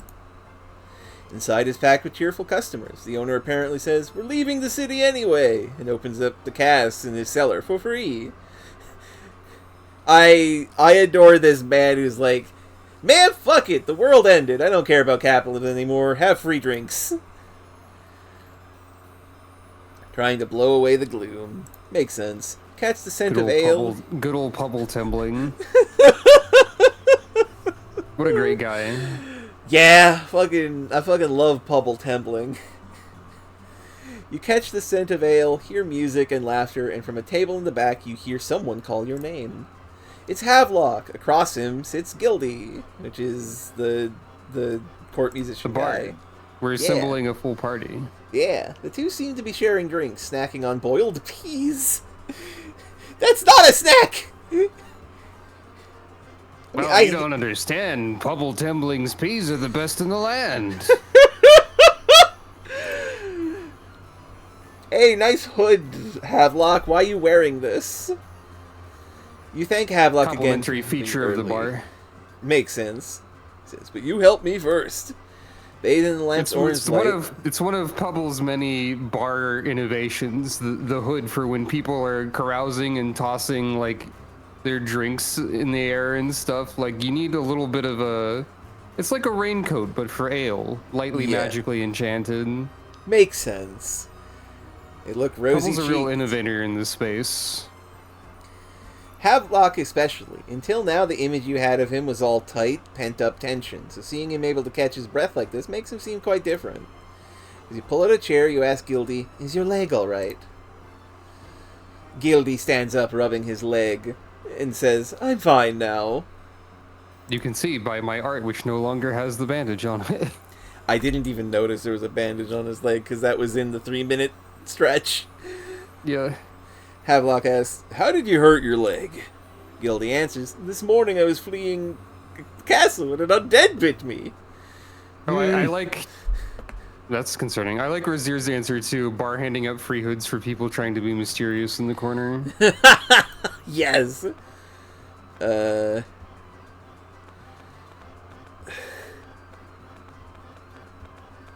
Well, cursed. Which one do we ask?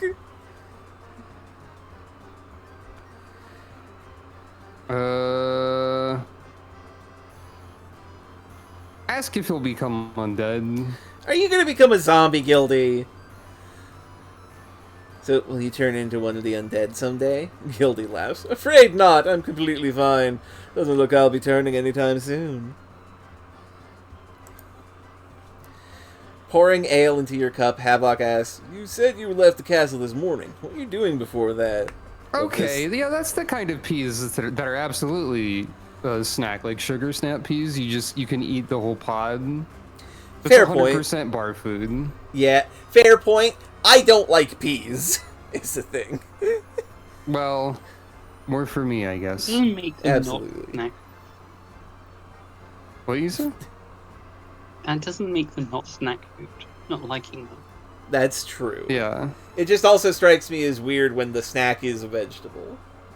I mean, that's a common thing in like Japan too, right? That is true. Like edamame. Oh yeah, edamame. This is an edamame And also equivalent. like crisp. A potato. Yeah, that's true. Potato's a vegetable. You know what? You got me fucking there, Yuza. Like potato wedges and stuff. Yum. Yeah. I was in the castle's dungeon until this morning. To be exact, I was thrown in 8 days ago, the day the whole castle went into an uproar like someone had stirred up a hornet's nest. You take a sip of the ale, but you can barely taste it. Your mind is on what comes next. Gildy goes on, and this morning there wasn't a soul left at the castle, not even the guards. So I left my cell. Hey, so why were you imprisoned, Gildy? Just bard shit.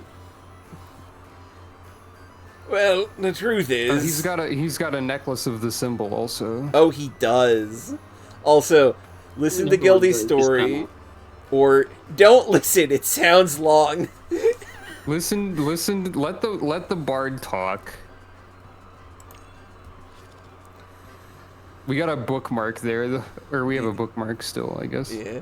Gildy says he used to live in Elzarag in southern Huron, getting by on burglary and pickpocketing. Life was desperate and hopeless, but by chance the tavern keeper he'd gotten to know let him try a harpsichord. From then on, bard shit. Yeah, from then on he spent his day playing the harpsichord at the tavern. More and more people came to hear him, and his life slowly started to improve. Then one day, the man whose home Gildy had robbed long ago happened to show up at the tavern and beat him in revenge. You could call it what he had coming, but the tavern owner who tried to protect Gildy was hurt so badly he could no longer work.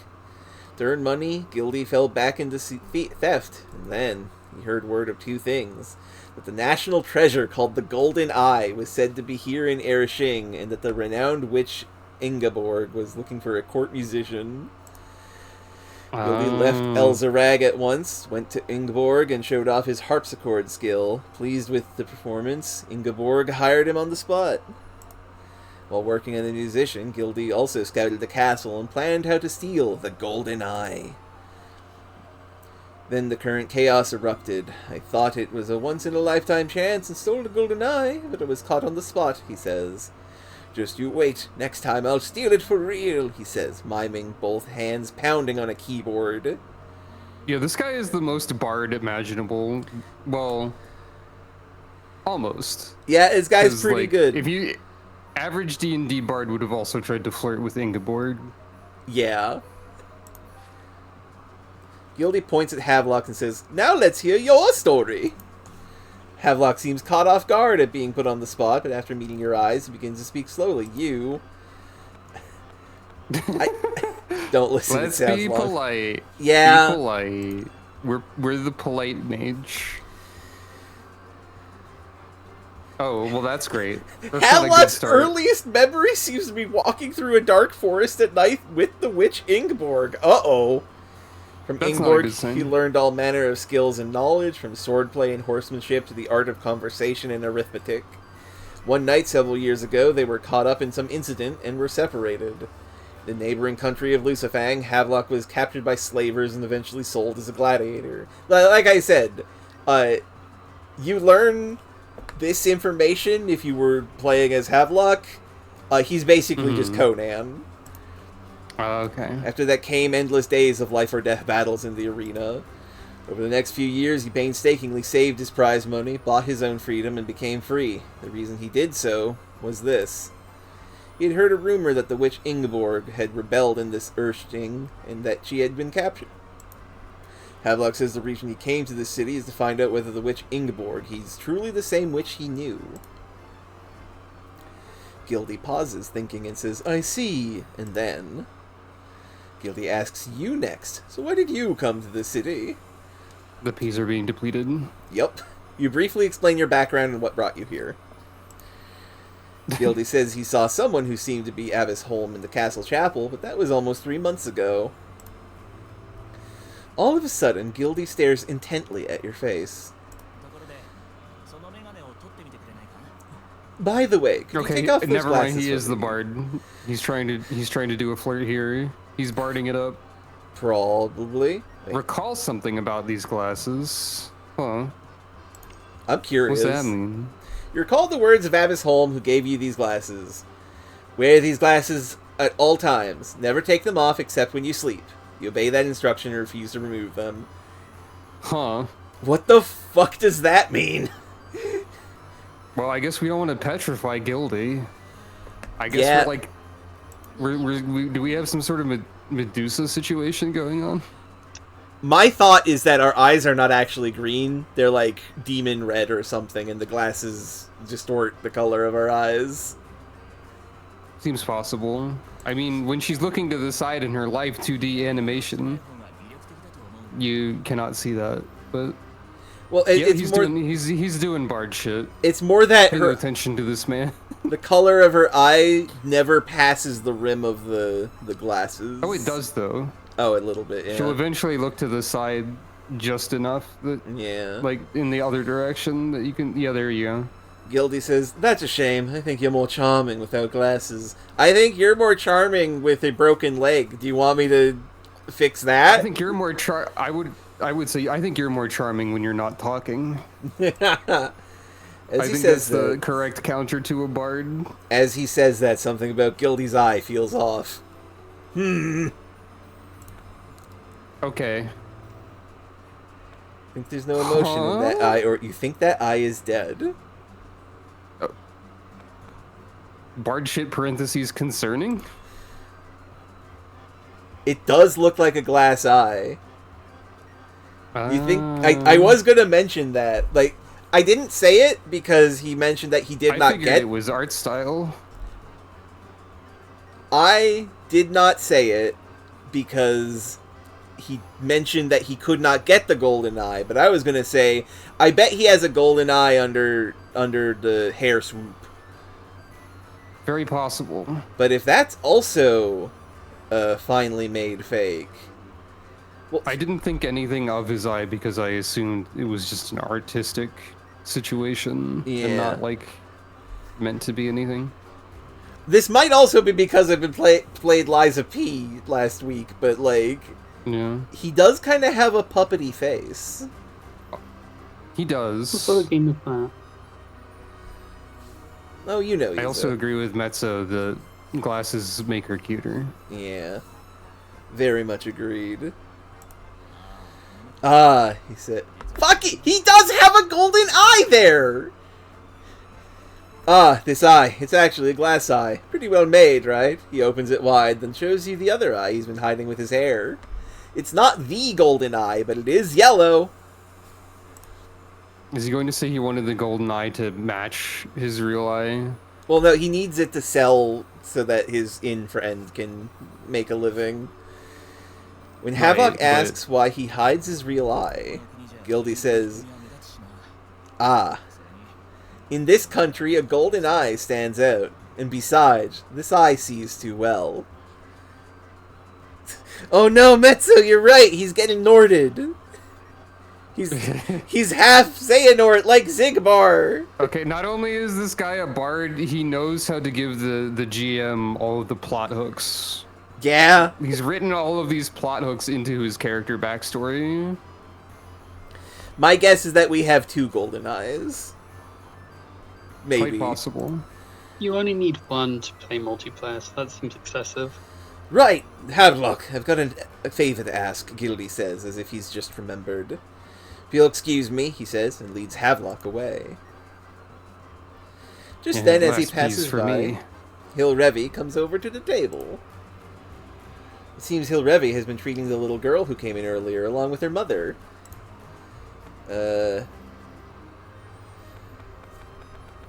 Ask about Gildy's injury, even though I personally would ask about the little girl, be like, they're not going to turn into zombies, right? Yeah.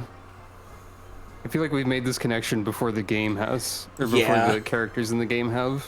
When you ask about Gildy's leg injury, Hilrevi looks puzzled and says, I tried to treat Gildy's leg, but the wound was already healed. Okay, wait. Eye that sees too well, eye that's golden... Like the golden hair. This guy's got some divine blood or something. Maybe. I will also note, we do know somebody else whose wounds mysteriously healed on their own and faster than you would expect. We do? Us. That's a good point. I think I think we do have gold eyes. I think you're onto something there. Yeah. Even though there were fresh bloodstains on his clothes, not even a scar remained. Hey, that's like the same text even. Yeah. She asked what had happened. He apparently said, Paneri treated me. I did not treat him. How did he heal the wound? Also, given that he has just admitted to being a thief, he might just be lying, and those clothes are from somebody who he killed. He just stole them. When it comes to injuries, you remember Abbess Holmes' remarkable healing skills. Hilrevi must have been thinking the same thing. So, about Abbess Holm, Hilrevi begins. She says that 3 months ago, right after Abbess Holm entered the castle, she was no longer able to meet her. At the time, with the uproar over Ingeborg's revolt, even when Hilrevi went to the castle in person, she was turned away at the gate. However, before long, letters from the Abbess Holm began to reach Hilrevi through people connected to the castle. The letters said, I'm fine, so don't worry, and after that, they continued exchanging letters from time to time. But starting 2 weeks ago, the replies stopped coming, and she also lost contact with the castle's people. Were the letters really from Abbess Holm? When you ask whether the one exchanging letters was truly Abbess Holm herself, Hilrevi says, now, I can't say for sure, but she adds, the handwriting was definitely her. And 7 days ago, Hilrevi sent a letter to the Abbey where Paneri was saying that the Abbess had gone missing, which is why we're out here. Do you know where the Abbess is with your divination? Why can't your divination found us? Yeah. So, no matter how many times I divine it, it says the Abbess's whereabouts are unknown. Assume the worst given the city, or try to think positively. I think positive. When I check my friend list, the Abbess's location is blurred out because it's spoilers. Would that be better or worse than seeing that her location is like Ultima Thule? Metzo had the same idea as me. I mean, I guess I can't think of anything that actually blurs spoiler locations in a friend list, but I am moving around a bit because laying down is not comfortable all the time. True. Trying to stay positive, you decide to believe Abbess Holm has already left the castle and is hiding somewhere. I would assume if anyone had counter divination abilities, it would be Abbess Holm. Yeah. She's probably a really magical individual, if I had to guess. Just then you feel the ground trembling. Damn it, we should have gone to the inn. Is it an earthquake? But the shaking stops at the once. The tavern suddenly goes silent.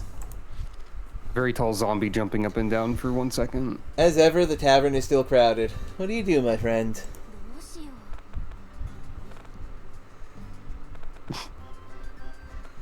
Option to get drunk apparently exists. I'm not gonna do that. You should talk to the shopkeeper. Tavern keeper, rather. We're too polite to eavesdrop. I don't recognize you. So you tell him what's happened so far.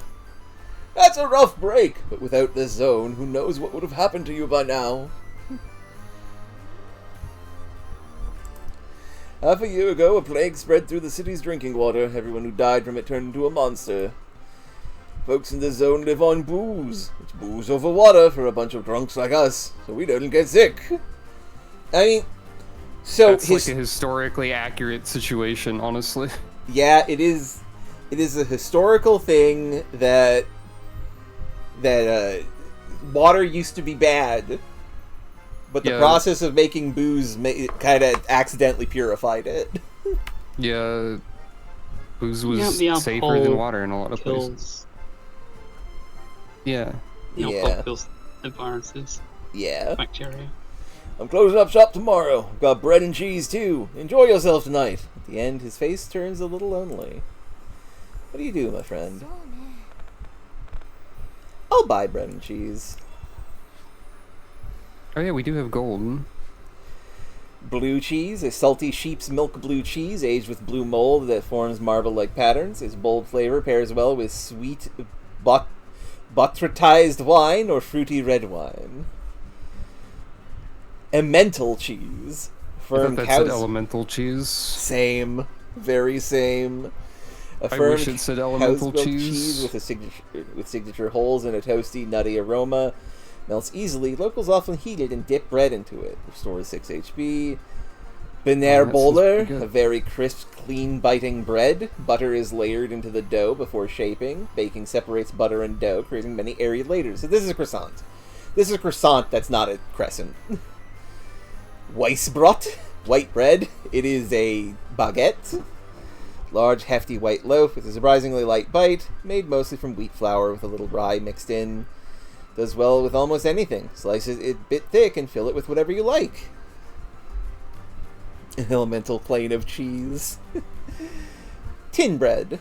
A loaf baked by the Dancing White Horse Inn's owner in a large tin mold. Because the mold is open at the top, the dough swells like a mound as it rises. Baked without a lid, moisture in the dough evaporates, giving a light, crisp bite.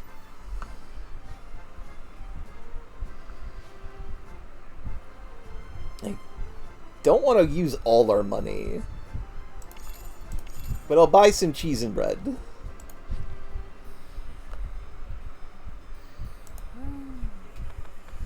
Do we eavesdrop on anybody?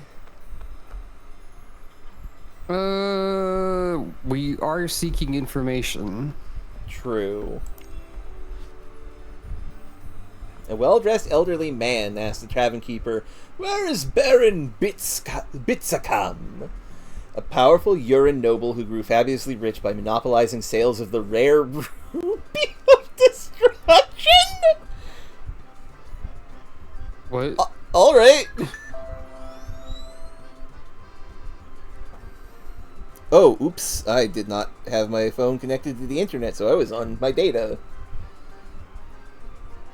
Oh no. That's not good. I fixed this. He was here until a moment ago, but he's already gone home. He said he was meeting someone, so I rented him the room upstairs, the tavern keeper replies. The elderly man grumbles, always making excuses and running away. He won't sit down to talk at all. Baron Bitsakam is against leaving the city. I think we ought to leave the city. Okay. Listening in the conversation between a chubby man and a tall, skinny man. Chubby man says, "You ever heard of that thief Golden Gird or Guild or whatever? Goes after gold-colored stuff?" Well, we've learned a bit more about Guild. Whatever that could Guildy. be. Could be anyone. I did think about how Guildy sounds like Gilded. My goodness.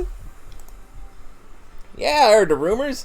They say he's got a thing for gold. A couple days back, I hear that Golden Gird, if that's what he's called, broke into the castle to steal, and the knights nabbed him. Then he's probably in the castle dungeon by now.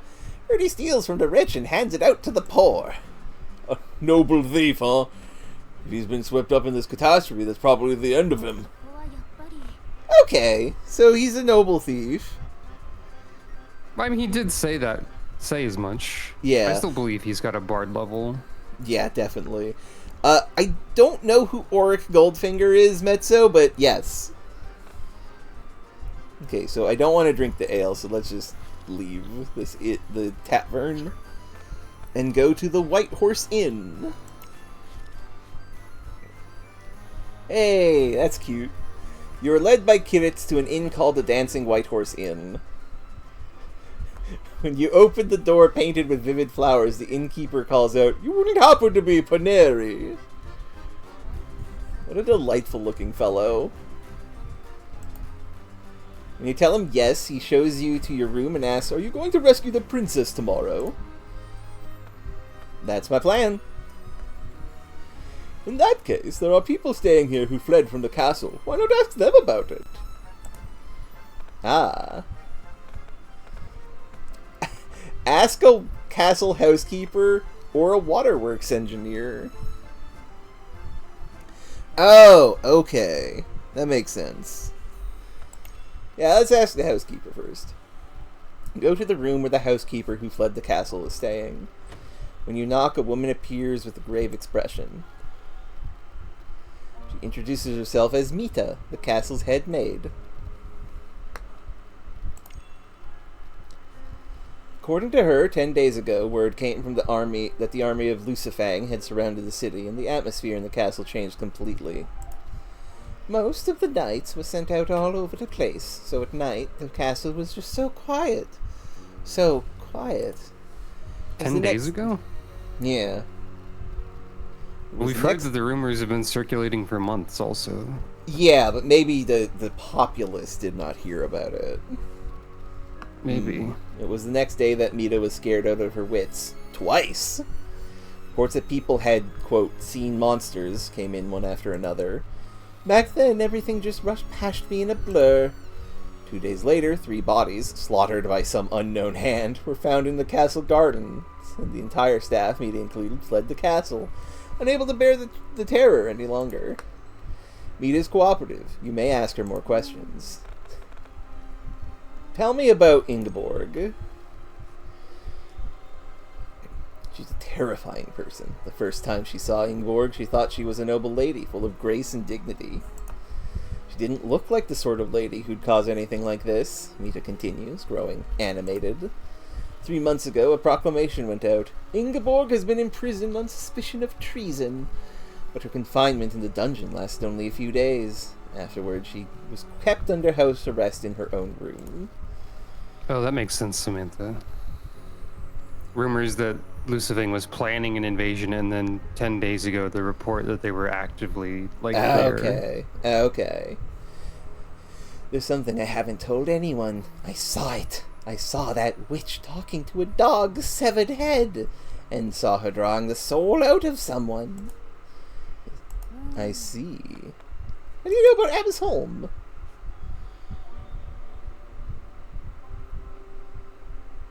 Okay, she had a meeting with Ingeborg, and beyond that, you don't know nothing. How about Duke Torgi? Acting strange since last year. Became a recluse in his room when he fled the castle. We looked for Duke Torgi, but he wasn't anywhere. Okay, anything else?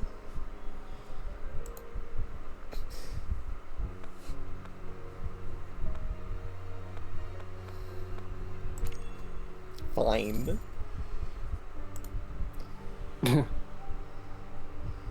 Ah. The Baron's family. That's interesting. I see. She hasn't told the Baron himself yet? Okay. Okay, let's ask the waterworks engineer. The young woman peeks out. Fatigue and something you couldn't quite name are written all over her face. Speaks haltingly, her face clearly clouded with worry. Explains the situation. She says, I don't know much about the castle. My friend does, but unfortunately he's out right now. A few days ago, her friend went to his home, saying he was going to retrieve food and valuables, and he hasn't returned since. The shop called Marius's Construction, just outside the southern Hendel Gate. I've asked the knights to search too, but nothing's come of it.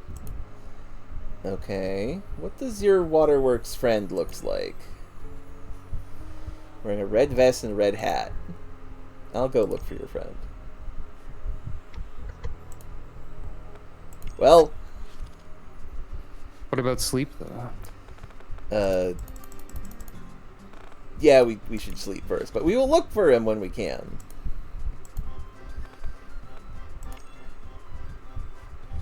You're not sleepy yet. Come to think of it, you remember that Kiritz told you to come to the Knight's headquarters. Okay. No, my spells... I thought my I need fucking spell slots. God damn it. This is the Ruler Church Chapel, but for now it serves as a hastily assembled knight's headquarters. As you enter the austere building, Kiritz appears. I'm glad you came, and leads you to the second great hall on the second floor. Far ancestors, a nobleman with a truly magnificent paunch. He is His Highness Prince Canute, the kingdom's crown prince. I mean, Those are good answers. Show due respect to royalty, though unwilling, or pretend to be rude. Where's the whist option of be rude? Sincerely. Here's the thing about Whist. She wouldn't just be rude. She shows a certain measure of respect, but it's the respect that she would show anyone. And so, like, remember when we met Panther Man, for instance? She was very nice to Panther Man. But she didn't regard him as anyone special. That's how she treated royal. makes sense. Okay. I was misremembering her as just hating royalty. Oh, she hates royalty as a concept, but she recognizes that, like, she can't just... Then it's not going to just magically change the Okay, fair. system of governance of a country to be rude to a guy. Yeah. Show due respect to royalty, though unwilling. You remember that one time when she summoned a god by technically filling, a kami, by technically fulfilling the requirements of, like, provide an offering and show, like, certain reverence or something, because she just, like, very nicely was like, well, just politely was like, hey, we found a thing of yours, dude. You want something done with it? And, like, absolutely no reverence for this kami, not sort of giving them anything, like, as an offering, just, like, talking to them like he's like a normal person. Yeah. And that counted. I love Whist. She's perfect. You step forward with Shoutouts to impeccable Whist. manners. Hell yeah, Whist. Offer deep words of gratitude for being granted an audience with His Majesty Canute. Once the greetings are done, Kiritz again asks to confirm your participation in the Princess Rescue operation. You reply, of course I wish to take part. The very fact that I have presented myself at the Knight's headquarters should serve as proof of my resolve. Kiritz reads aloud your mercenary contract, formally informs you that your participation is approved, and explains the unit's formation and the place where the prince is believed to be. You receive 10 gold coins as advance payment, along with bread, a knife, a cloak, and the mercenary contract. Okay, we got a second bit of bread. We have a knife, otherwise known as a small sword. A wide-bladed dagger built for thrusting, made of low-carbon cast iron so it breaks easily. A cheap, low-quality imitation of a once-fashionable local style, mass-produced by smiths for profit. And our cloak, dyed crimson so it stands out, poor for combat or stealth. Cloak. What do you mean it has 10 uses? And what does DF mean? Oh, defense. That's a good question. Can you, like... Uses might be, like, it can take a certain number of... you can equip it. Yeah, Yeah, okay. it can take a Or, certain like, number of hits. and there's a certain number of rolls before it breaks. How does the sword compare to your staff? Attack 1? Do they both have attack 1? Attack 8 is attack 5. Oh no, the staff is better. Yeah. We're a mage. We don't really stab people unless you're Verd. Mages typically don't get in melee fights with a dagger and start stabbing people. Oh, there's spell swords. That's a thing. True. In Dungeons and Dragons, I do think that mages may have, like, some proficiency with, like, simple daggers.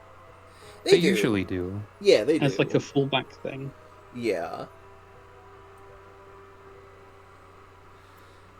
How do you look to His Majesty Canute?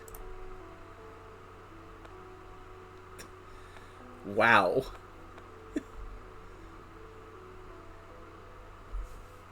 How do we feel about this man we've just met and is not talking to us at all? Is he a free soul who decides their own fate, or a low-born No, this nobody? is how do you look to Oh. him, not how does he look to you. Okay. I hope I look like a free soul who decides my own fate. Okay, to His Majesty Canute, you must seem like a free soul, someone who decides their own fate, living as they please. His gaze isn't on you, but on some faraway place. To you, His Majesty Canute looks unreliable and timid. You don't feel any royal dignity in him. He even seems out of place here. You...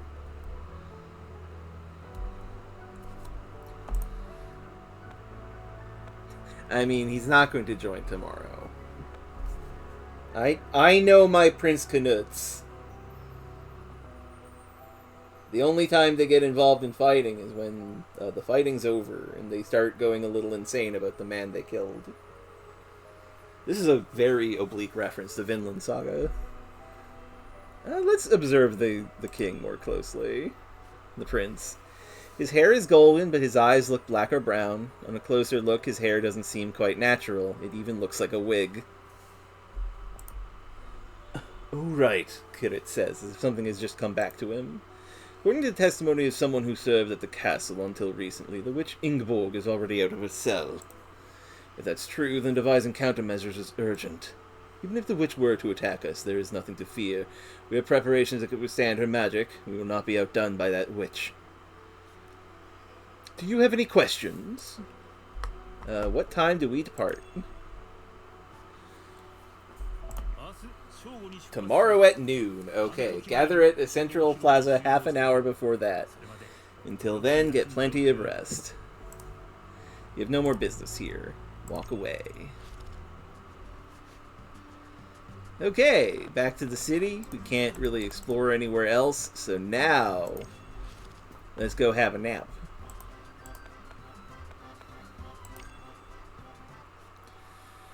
Once you reach your room, you slip straight into bed.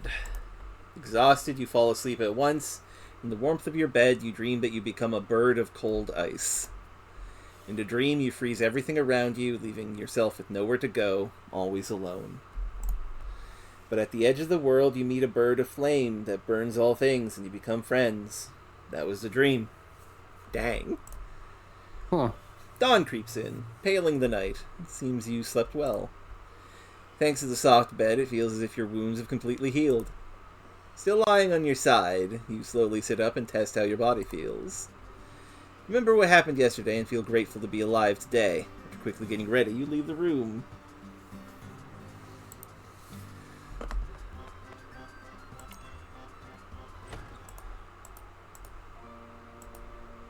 Okay. Just double checking all that. Okay, now we can go anywhere we please. Magic shop, please. Magic tools and alchemical supplies. You've come to the Tromoyaz Magic Shop. You open the front door and call out. A gentle woman's voice answers from the back. Welcome, come on in. Okay, that's definitely a wizard. So you're the mage everyone's been talking about. Just take your time and have a good look, the shopkeeper says, settling into a chair and carefully examining her wares. Will you buy anything? What magical items do you got? My top recommendation is the Evasion Stole. It's rare, so it wasn't cheap, but it's worth it. Okay, there's a golden staff with the skill of lightning. You can cast lightning once, though it activates more slowly than a spoken spell.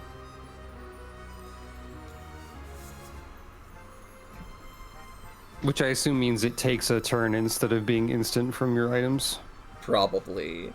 The Tourmaline Iron Staff. An iron magic staff with a blue tourmaline. It holds an electric charge. Strike hard to shock the target. Ice Grimoire. Cast light, unlock. Also has freeze, arrow shot, sleep curse, and silence. The binding is fairly new. It seems to be a copy. The first author is listed as Forest Witch Ingeborg. I see. Also, Evasion Stole, which I have one... wait, no, I could buy it. Linen Magic Stole, dyed green with olive leaves and branches using an iron mordant. Blessed by the wind spirit, the wearer can keenly sense the flow of air. And Crystal Ball. By focusing your mind, you can see things you should not know. You can also gain knowledge about a target by staring at it through the crystal. I'm gonna buy this stole. This seems important. Oh, it's a scarf, so it can go on with the cape.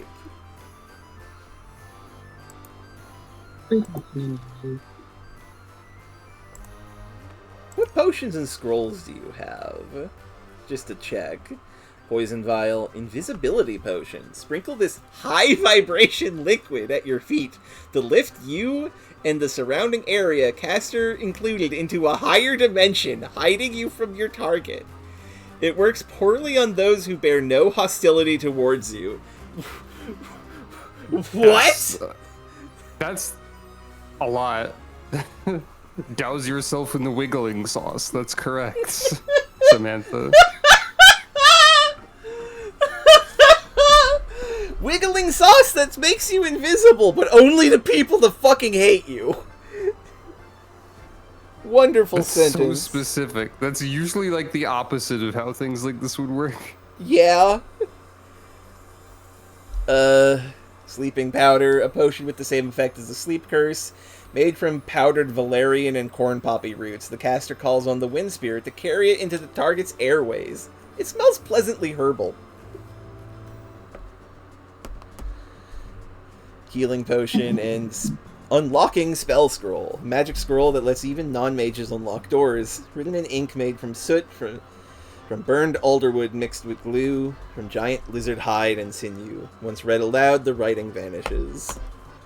Pretty basic stuff, but good. Ask about the shop. Back in her great-grandfather's day, the shop was set up in a stone tower at the edge of the dark forest. But as time passed, fewer and fewer people came by, and in her father's generation it was moved here. But this shop will end with me, she says sadly. That is kind of sad.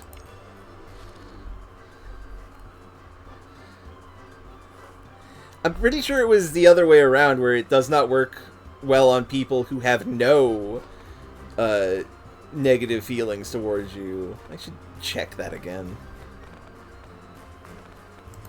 I want to just like double check that that's how that works.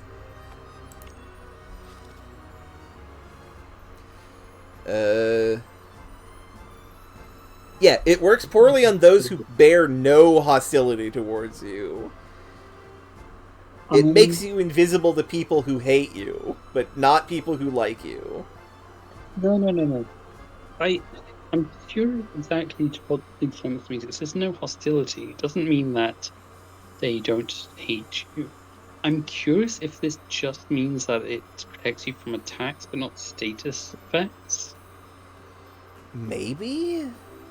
Like, someone has to have, like, a direct will to harm to be unable to see you, but someone who's casting, like, stun spells would be able to target you. Yeah. So I'm unclear if that's what it means, or if it means, oh, your allies can see you, so it's not like the healer would be unable to heal you. That makes sense. Let's check out the weapon shop. Oh, I can tell. Hello, sir! A burly-looking man calls out to you in a friendly way. Welcome to the Arcbolt Exchange! He's probably the owner. I'd love to say we've got every weapon and piece of armor you could want, but I handed out most of my stock over to the knights. You're the mage they say took down that stone giant, right? If that's true, I'm counting on you. You're the one at the North Gate, too. Putting his hopes on you, the shopkeeper seems willing to knock a bit off the prices. Let's just see what armor and weapons are here. Obsidian knife. Maybe mezzo, maybe. Obsidian knife napped with deer antler. Then carefully polished. Fragile but razor sharp, a fine piece made of great skill. The handle is engraved with the maker's name, Bojangles. This feels like a reference. I couldn't tell you if it is. Maybe. Throwing knives. A knife shaped for throwing. Double-edged, weight forward, low power, but can be thrown quickly to deny counterattacks. I see. Crossbow. Sold with a special hook, so even those with less strength can cock it. You know, that makes sense. Appreciated. Thick robe. Cloth armor. The hood and torso are padded with 4 thick layers. Marketed as an Arcbolt Exchange exclusive, then fairly popular, but it offers almost no real protection. And leather armor. A woman's Cure Boilly breastplate. Boiled leather. Light and cheap, yet it can resist cuts and blunt impacts to some degree. Limits movements, but you can move quietly. Useful for stealth. Reduces level by 1, but defense by 3. Interesting.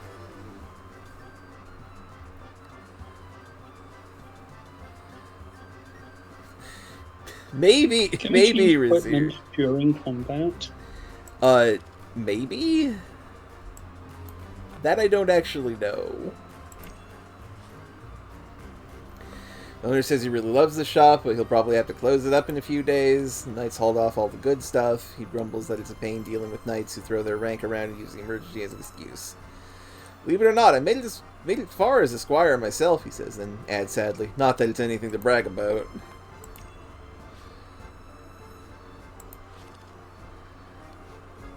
Dude, Okay. you're ripped. I imagine that you would do pretty well in the fight. Yeah. So there is a golem at the north gate. Do you think we could take it solo? I mean, all you have to do is change the mark on its head. True, but can we do that while it's trying to kill us? Well, that depends. Do you have catapult and vial of ink? No. Well, in that case, it might be a bit more difficult. Yeah, let's go check out the back alley first.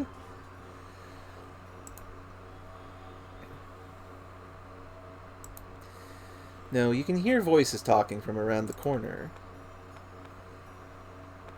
Sneak closer. We keep out of sight and peek around the corner. 2 hooded figures press a knife to a balding man, demanding money. You attack the hooded pair from behind. I do not... Oh my goodness! Look at these individuals! Oh god! Yeah, these feel just comedic almost. They look like they're slightly inhuman, like not a troll or a gnome or a goblin or orc or something, but like something far more obscure. Yeah. These are brownies. We could cast sleep, put the enemy to sleep for 1d turns. We could poison them. We could magic missile. We could try to, like, negotiate with them. These people do not look like the sort to negotiate.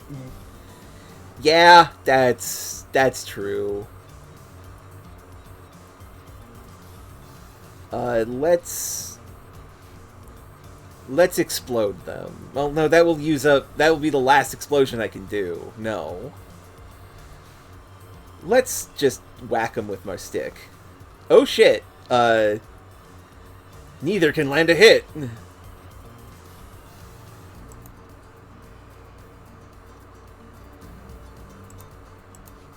Just one moment. How much? Look at the explosion very quickly for me. Minus 10 spellbook uses. Okay, yeah, I feel what you mean. Yeah, our spellbook only has 18 uses left. Hell yeah, that's a hit. For 4 damage, because our physical attack is bad.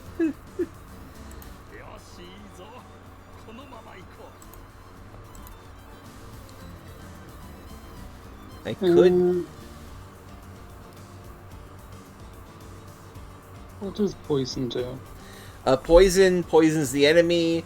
At turn end, deal 1d6 damage. Spellbook uses 6. That is expensive.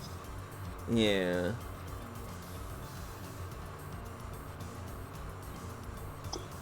And magic missile.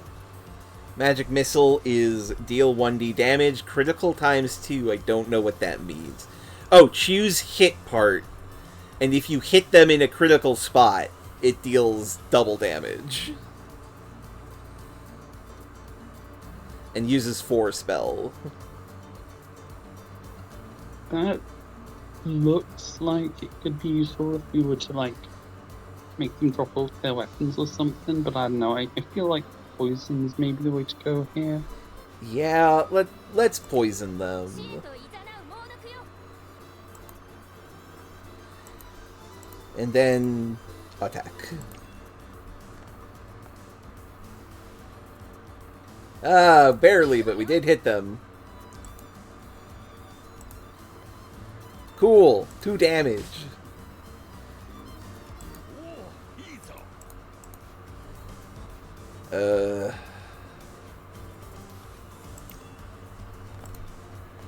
All I have to do is never roll badly.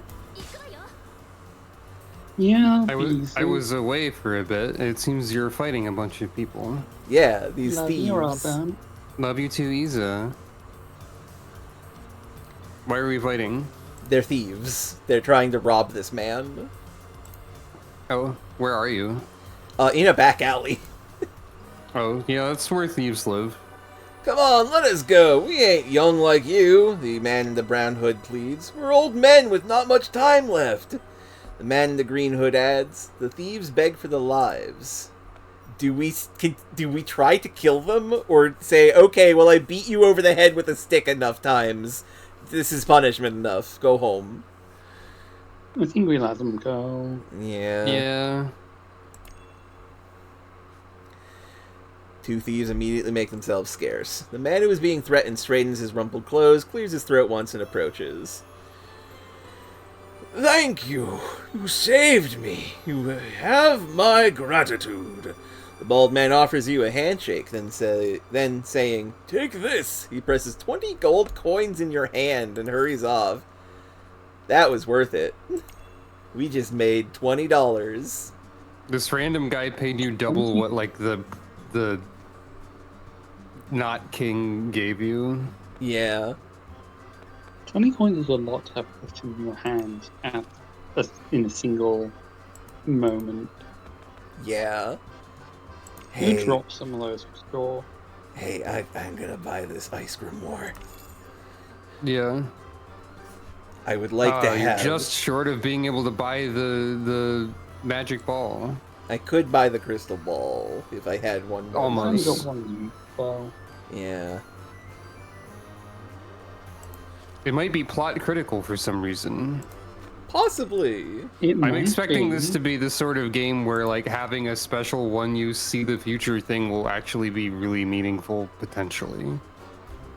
Okay, Yeah, so... I think part of the problem though is the finding like when to use it, considering you only have one use. True.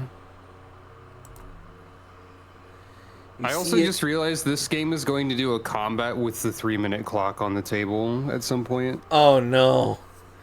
You see an undead old woman stretching an arm through a narrow gap in the gate, trying to get into this zone. A few boys are teasing her for fun, probably as a test of courage. The older folks around them tremble in fear, desperately calling out to the boys, "It's dangerous, stop it!"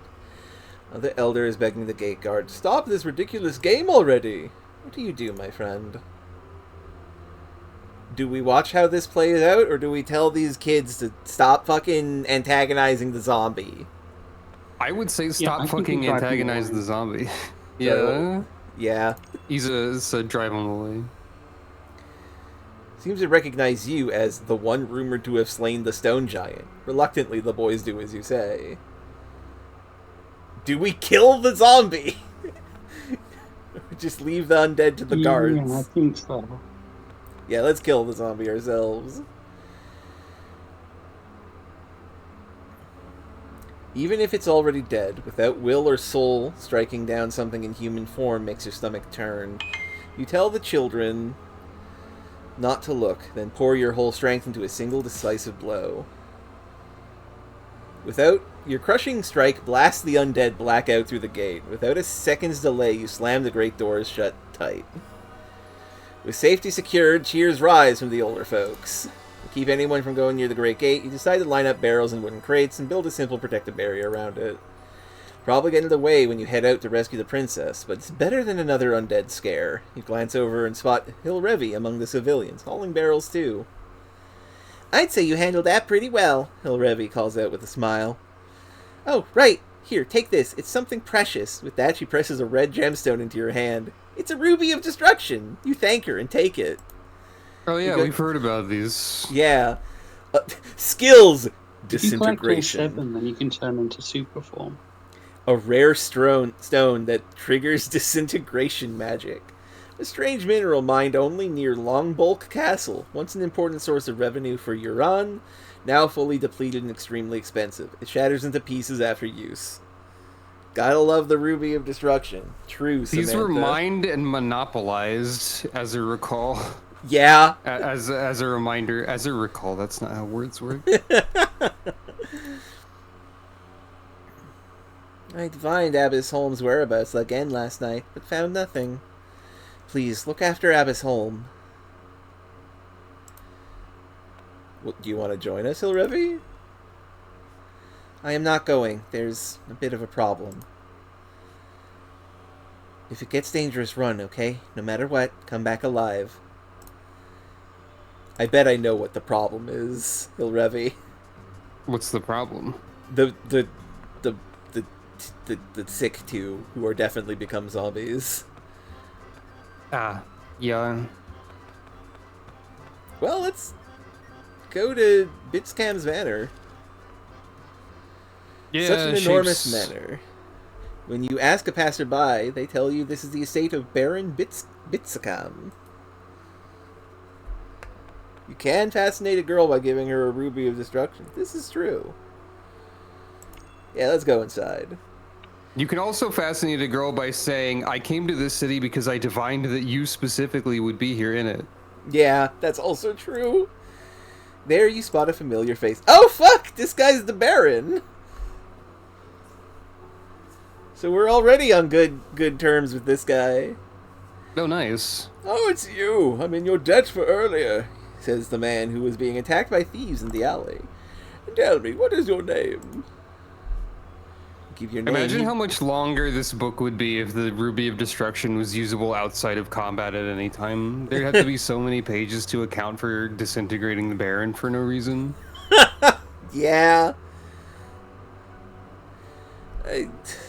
We didn't know he was rich at the time, Razir. Also, they were gonna, like, stab him. Now, admittedly, this is the guy who became rich by selling the disintegration rock. So... I forgot that was him, right. See just how learned he is. You may ask him a question. Let's ask about Golden Gird. You ask about rumors of a thief called Golden Gird. From what I hear, he's an odd thief who targets only golden things. The castle holds a treasure called the Golden Eye. Ask about the state of the city. We're in a critical state. I've already sent letters requesting aid to Lund and Tiztez, so things should change within a few days. Do you oppose opening the city, escaping the city? The Lucifang army has surrounded the city, so it's dangerous outside. It's not. That isn't just my personal view, it's everyone's view. Yeah, fucking sure thing, bud. Ask about the witch. The impression I'm getting from him is that is a lie, perhaps spread by him to prevent the workforce from leaving. Possibly. I could see it. Though the mine is fully depleted. Do you think the source of income being literally like fully depleted is going to stop the rich person trying to scrounge money out of whatever corners of it they can. Yeah, we should use this rock on him. 9 monstrous hounds have been summoned from hell and guarding the witch. My hounds. Tell me about your family, Bitsacam. I must ask you to leave. See your guest out. He's very sad All right, about because it. you talked about that, right? Yeah. Well, let's kill this other golem. You arrive at the north gate. 4 knights stand watch before the gate. About 20 locals form a wide ring around them. The air here feels tense. The golem that Kirit spoke of yesterday is probably outside this gate. What do you want? It's not exactly being polite. I want to go outside. I can't allow that. Is it the golem outside? That's right. I want to fight the golem. Gonna also save here just in case. Not now! You're important to this operation. We can't have you getting hurt before it begins. Just having you with us boosts our morale. Please, for now, step back. He begs you to do this. Ask why do I boost your morale? That's because even we knights can't just march outside the zone while protecting the wounded and the sick. Paneri the White Witch, you're the successor of Holm Abbey, aren't you? I never imagined you were so young, he says with deep respect. Your heart skips a beat. It's true. Abbess Holm once told you, if anything happens to me, I'm entrusting the Abbey to you. Oops, I guess I'm the Abbess now. Oh. Can't you be like, hey, I have this ruby of destruction. I could just disintegrate the golem. I guess not. I wanted to tell you. Yesterday, 10 young men tried to flee the city through the North Gate. They were attacked by the stone giant. North Gate. She said North Gate. God damn it. North Gate. They were Door attacked. you go through that gets you norted. 6 were badly injured, 2 had minor injuries, and it seems 2 managed to escape the giant. At least 2 got away. That seems... not sure which of these to say. The losses were too great. Come on. Yeah. Yeah. The losses are far too great.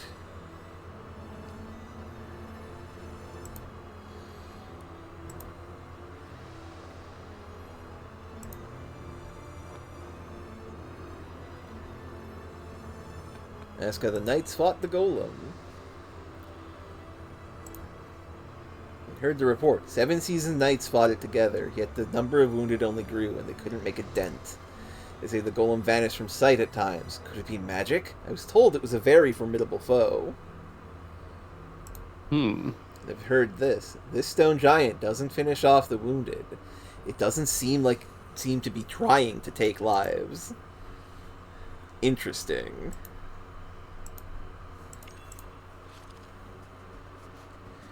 How is people at the tavern doing?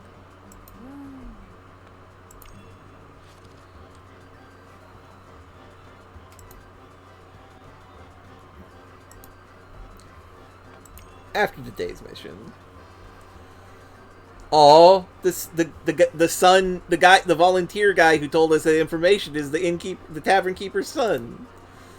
No. Unlike me, he's honest and smart. Me, I'm a liar and an idiot.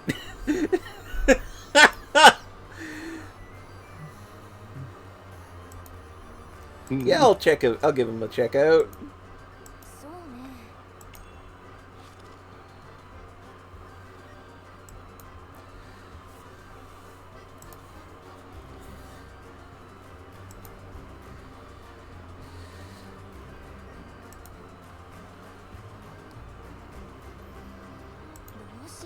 I see.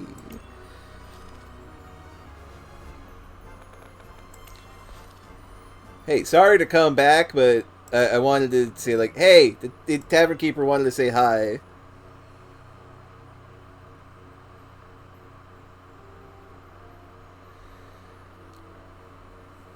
That's me. Please tell my father I'm fine. Okay. Cool little side quest.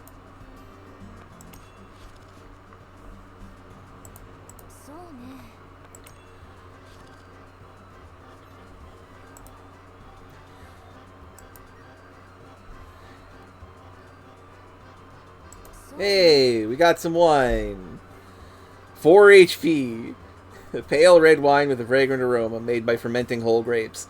Locals mainly use Pinot Noir, prized for small berries and rich scent. It improves circulation and cures illness.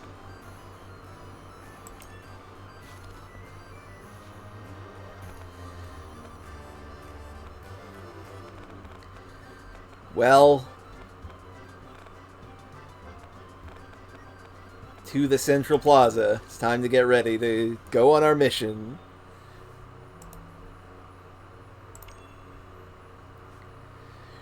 Are you ready? Yeah, let's go. Alright, move out! Orders ring out and the knights form up. At last the march begins. Your heart quickens despite yourself. Just then, Gildy comes running in. Yeah, sure thing, Gildy. You only slow us down. You're a musician, not some kind of famous master thief or anything.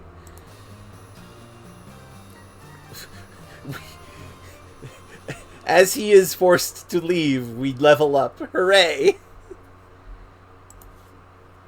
I would love to save my adventure so far.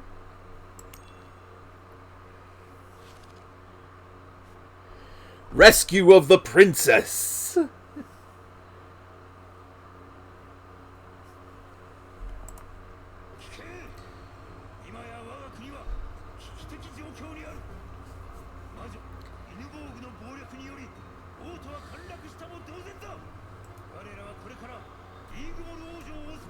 We will now rescue Princess Ligmor and strike down the witch Ingeborg and root out all evil. And this will go great and fine. Yeah.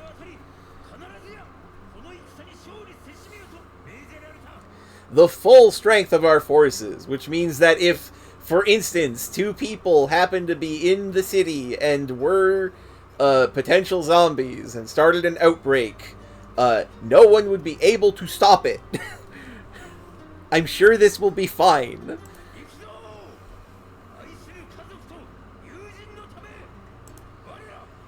The doors of the Hendel Gate slowly open. No undead can be seen outside. At the head march 42 heavy infantry with tower shields and long spears, followed by 100 knights in full armor, then 56 archers. Behind them ride 16 mounted soldiers, including the captain, and at the very rear march 41 lightly equipped volunteers, including you and Havelock. 255 in total, marching out. Hilrevi is nowhere to be seen. You advance along the city's main road, carefully, yet boldly. Undead group spotted ahead, a messenger's shout rings out. Kiritz gives the order. Advance! Seems the heavy infantry in the front line make contact with the undead. Shouts and the clang of steel carry over. The column doesn't halt. It keeps marching on, stepping over mangled corpses. Another horde of undead ahead! It's a huge one! The messenger's voice rings out again.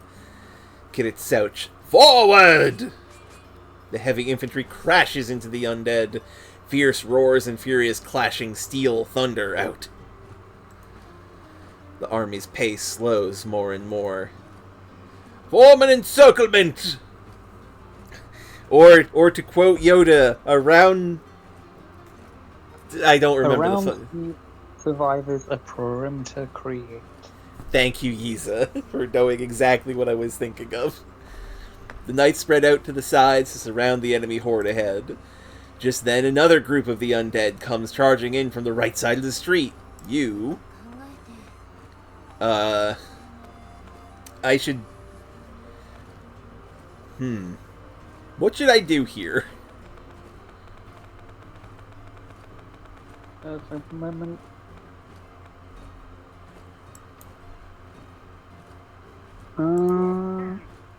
Well, we have a big horde of people. Yeah. like, do we need to be the ones like protecting the flank? I mean, not necessarily, but it might help.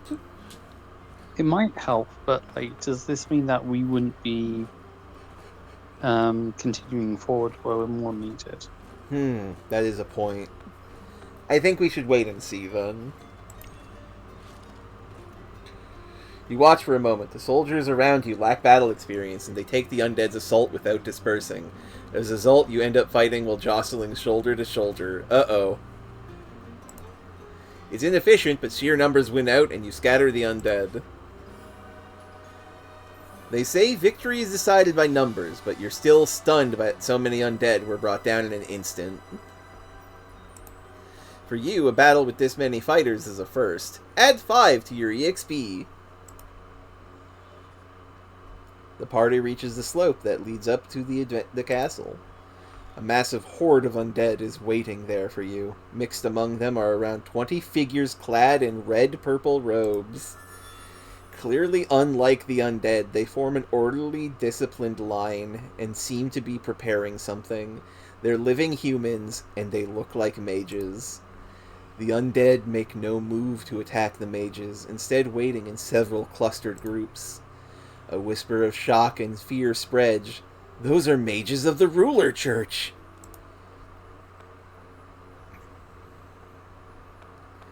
I think both of these things are true. Yeah! Yeah. The mages control the undead. You begin to suspect the undead are being controlled by the mages. They seem mindless monsters that attack people at random, but now the possibility that they're moving under magical orders suddenly feels far more likely. Fighting while climbing the slope puts you at a disadvantage. The only conclusion is that these mages must have known about today's offensive in advance. Knock your arrows! Those Kiddit's command, the archers step forward and draw their bows. Fire! Well, okay. This is something that I have been thinking about for a long time, ever since I saw somebody mention it for the first time. The fuck do you mean fire? These are bows. They're firing the bows? Yeah, but firing is a term that did not exist until guns existed, because they use gunpowder and it blasts fire out. Yeah? Zodi, how many of these words existed back in the time before guns? None of them. Like, you're right. So shut up. Okay, you're right, but this is something that I have heard people, like, actually get upset about. Like, you can't do a historical fiction and have them say the bow shooters say fire. You can't do that. Because that's not how that works. They don't fire. They twang. But it is. Like obviously... Fire can... homophones exist. That is Get true. over it. Yes, that is true. This is just something that I've been thinking about for a long time, and I don't know whether I would adjust to it or not. A hail of arrows is loosed all at once. Some strike the undead, but it doesn't seem to trouble the mages much. When a single enemy mage falls, Also, like, this is... Okay, if we were to say fire a bow as, like, that's something that's normal for people to say because because to us the word fire has come to also mean shoot a projectile. Yeah. This is a world with mages who, I'm sure, fire blasts of flame. It could just easily have emerged parallel from, like, mages shooting fire. Yes. This is true. Or something. Like, it... Good.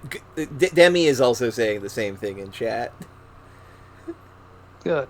You're both and also, who's very to say smart. that they don't have cannons? Do That's we know true. this yet? That's true. We don't know that for sure. Most They likely have their blast magic diverts stones. the air.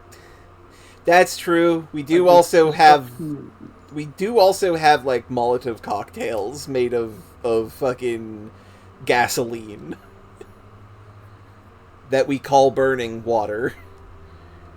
Anyway, the point is, Pedants need to shut the fuck up when their pedantry doesn't add anything. Yeah. A ripple of unease runs through those around you. Kiritz has them clear the way and bring the cavalry to the front. He means to lead the charge himself.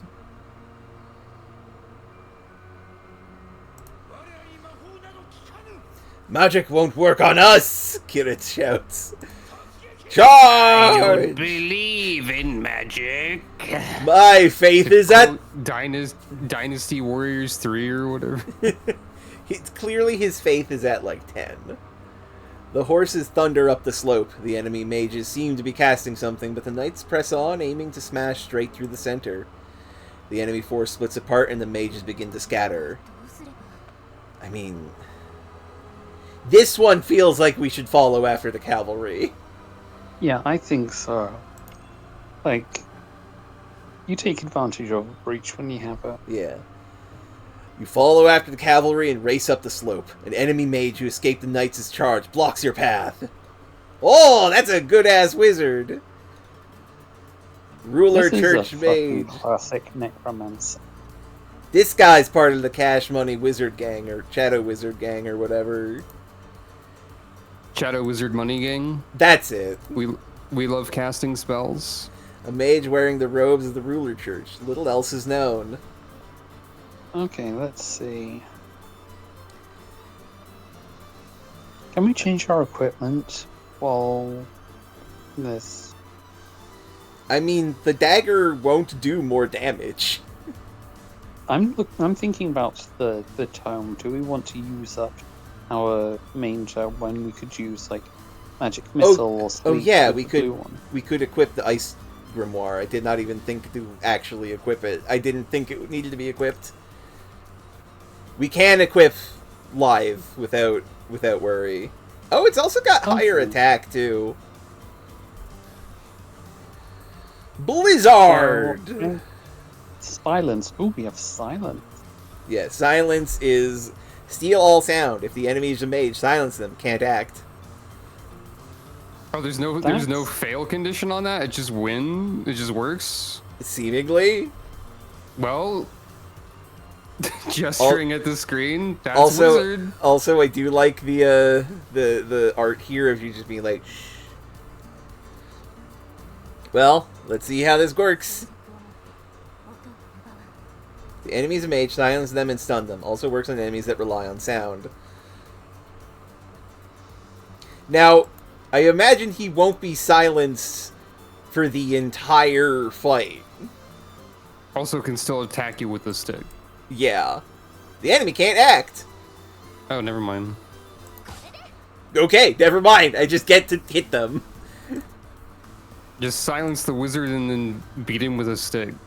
I'm not gonna silence him again because it does use 6. Also, hello, Fornea. I hope you enjoy. We've been having a good time. I didn't mean keep silencing. I meant just like that's the battle plan. It feels like. Okay, I haven't. Oh, he's still silenced. Yeah, they still can't act. It doesn't list anything on that spell that indicates that it would end.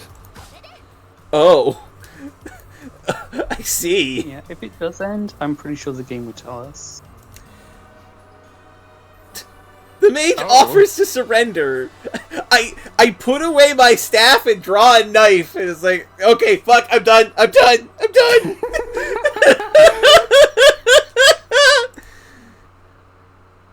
Do I kill him or do I bind him? Bind him. Well, it's not like he can cast. Yeah, you've already silenced the guy. It's a never-ending silence spell, apparently. Yeah, you bind the mage's hands behind their back. Their line collapses and some of the mages begin to flee. The knights truly are unaffected by magic. Would have a captive mage too. Yeah. Also, the knights do have anti-magic armor. Good for them. Or like you just went up to this wizard and said shush and then hit him with a stick. Yeah, we just fucking started bludgeoning him after stopping him from doing any attacks. Oh, this rules. I mean, that is a thing that often works against mages. Yeah. Mm-hmm. I have not read your article on the game because I wanted to go in spoiler-free, but feel free to link it in chat, by the way, for people who want to read it. Because that sounds cool. Even with the numbers on your side, the fact that not a single ally has been killed can only be called sheer luck. Behold! He had like a big piece of cheese or like a Dorito or something I was for a gonna split second. I was gonna say the same thing. Behold my Dorito! At first glance, I thought he was holding a taco. Yeah, or like it was definitely like a food object for a second. This is a magic ceiling Dorito. With this magic, there's nothing to fear. Explaining why spells don't work on him. The fool's okay. Our ranch is far cooler than theirs. Okay, cool. Do link that for Nea, because I would like to read that, and everybody else should give it a look as well. It seems that half the knights carry a magic ceiling Dorito. In the captive mage's account, you learn that the witch Ingeborg is in command, and that high-ranking mages and a great number of undead are lying in wait inside the castle.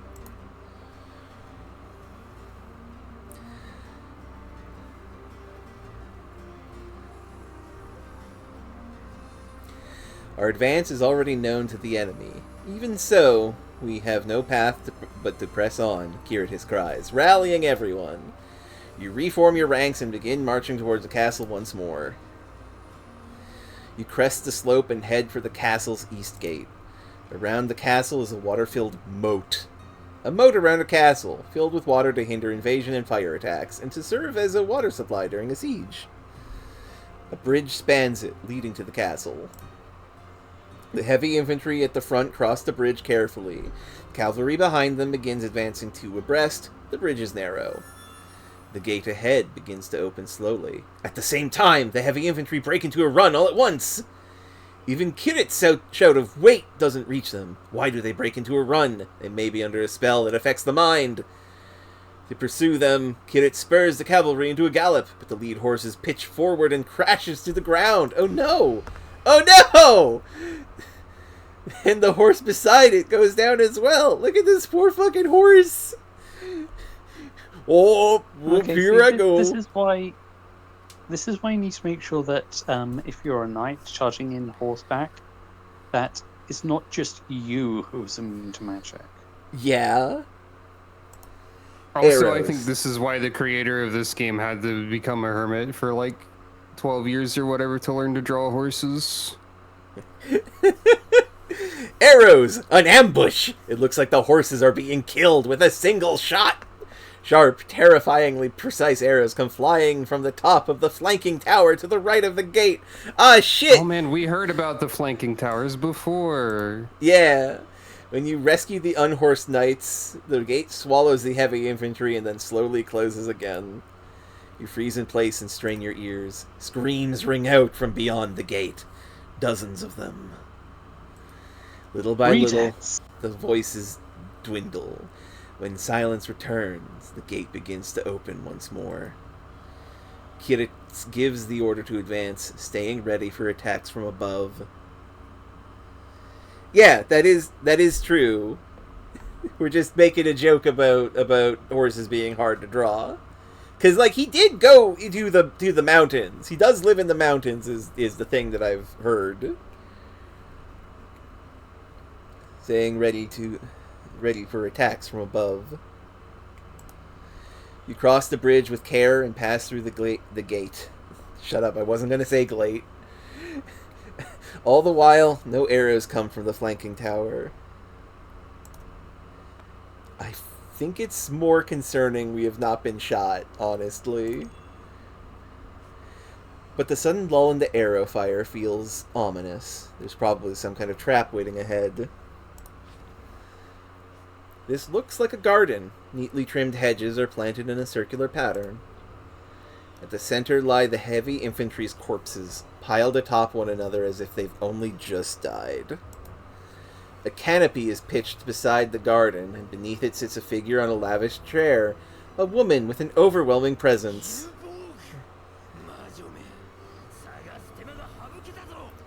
Ingeborg! Damn witch, you've saved me the trouble of searching for you! Kiritz hurls abuse at her. There is no one else around with the witch. Then who in the world killed the heavy infantry? The witch. The witch did it.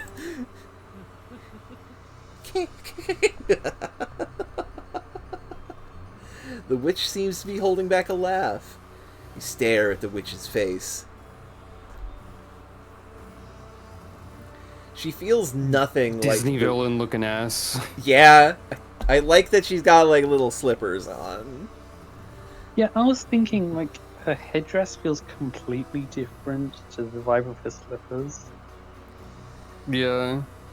This is like Maleficent ready for bed. Yeah. Yeah, I was thinking like Evil Lynn from He-Man, just like in her nightgown. Yeah.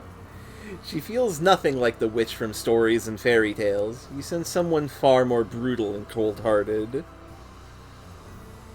You'd think that you'd expect that from someone from fairy tales. Yeah. You press forward and the knights advance to stand before the witch Ingeborg. And here's her many dogs. The witch bursts This is into her Mega laughter. Man shield weapon of dogs. And at the same time, 9 eerie dog heads appear in midair. Then she They chants start rotating a short around her spell. in a circle. Behind you, the corpses that were lying there moments ago. The heavy infantry rise to their feet, becoming undead. From the shadows all around, a mass of undead emerge and surround you. Form a tight formation! At Kirit's command, a huge ring-shaped tight formation forms. Leave your lives to me! The witch abruptly rises to her feet, her face twisting with rage.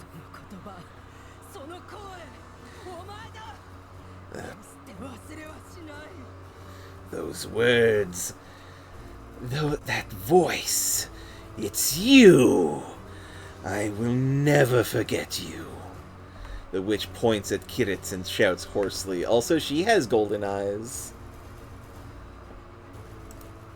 Well, I mean, it was a popular game at the time.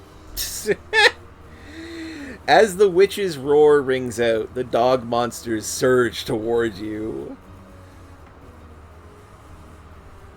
Tag yourself, which dog are you? I was thinking about how to say the same thing. I'm this one right here. I'm the one directly to the left of that one that's like, whoa!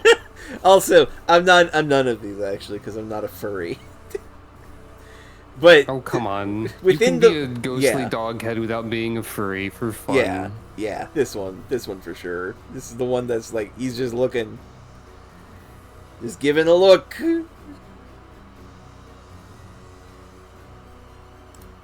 The monster's gale passes. On the top left one, it's very funny. Yeah. The All of monster's them are good. The monster's gale passes straight through your bodies, leaving only the ringing echo of clashing metal behind. Everyone holds their breath, but not a single person falls. What just happened? Did that even hit us? Then you see something shining gold scatter at the flash of at the knight's feet. Oh no! The magic ceiling Doritos! Her dogs bit it. Dogs don't get Doritos. Think the next attack will be magic. Yeah, no fucking shit.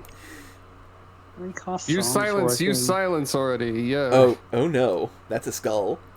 You think the witch's magic is coming. The witch Ingeborg begins to chant a spell. You have a plan, one that makes magic useless against you. But the enemy knows it and has prepared a countermeasure. You have silence. I don't think it's going to work on the big boss. Everyone surges towards the witch all at once, but it seems everything is already too late. The ground glimmers faintly. A surge of invisible power clamps onto your heart and tries to tear it out. It hurts. At this rate, you'll die. Feel like you're being thrown around inside a violent storm. But you felt this sensation somewhere before.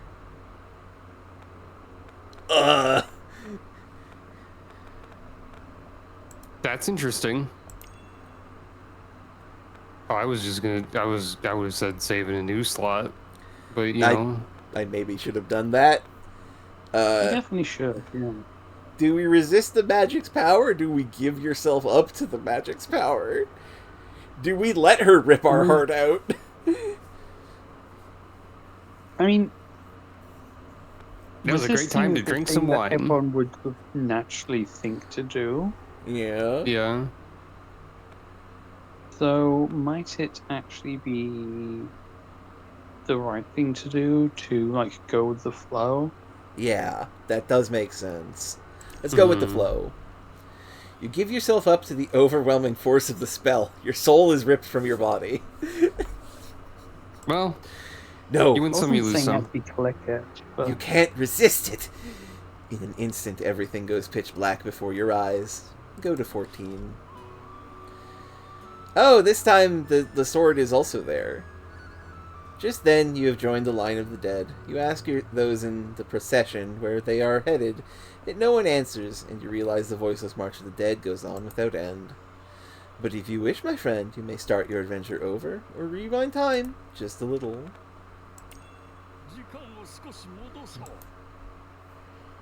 Okay. I guess you have to do the obvious thing and resist it.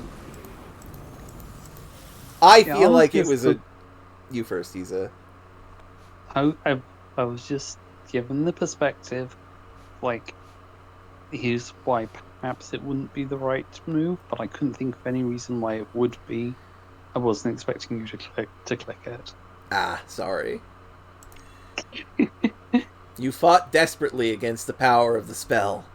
Violent shocks, like your soul being torn from your body, slam into you again and again.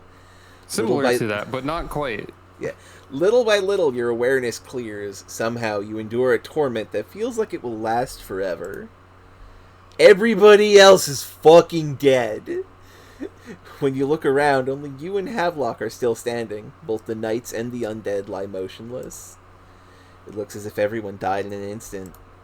Fear and despair crawl up from beneath your feet.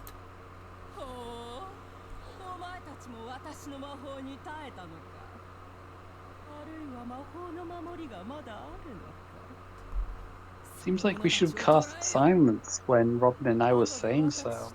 Yeah. Yeah, also, hold up. Someone who... Not the people in call, but someone else, please check if the voice actor for Ingeborg here is the same as Beatrice from Umineko, because I think I recognize it. Oh, so you too have endured my magic? Or do you still have a ward against it? Seize them! Later, I'll interrogate them myself. With that, the witch... silence. I don't think it'll work on the big, scary lady. Try it. I would love to try it. With that, Yeah, the witch turns on her heel and vanishes behind the canopy. When you come to, you are surrounded by fully armed soldiers. Behind them stand ruler church mages as well. Both you and Havelock try to run, but countless corpses snag your feet, and despite your struggle, you're captured. Oh no, all my stuff! You even took my gold. Come on. You are separated from Havelock, stripped of all your belongings, and locked away in the castle's underground dungeon. In this dark, damp place lined with countless cages, it seems you are the only prisoner.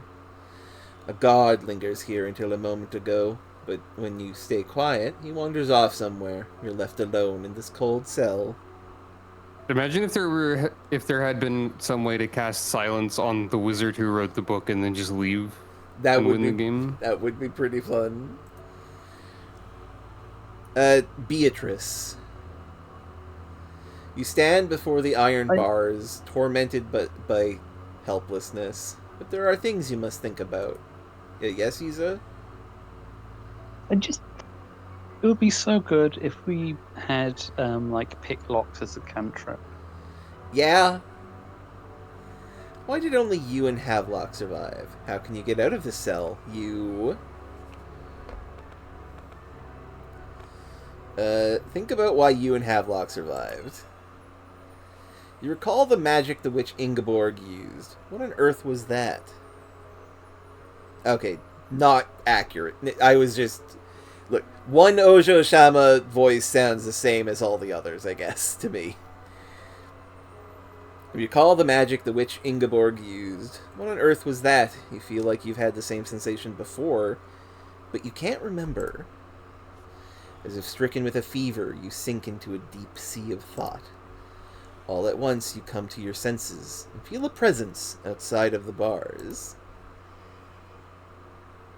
Oh. Hello? Hello.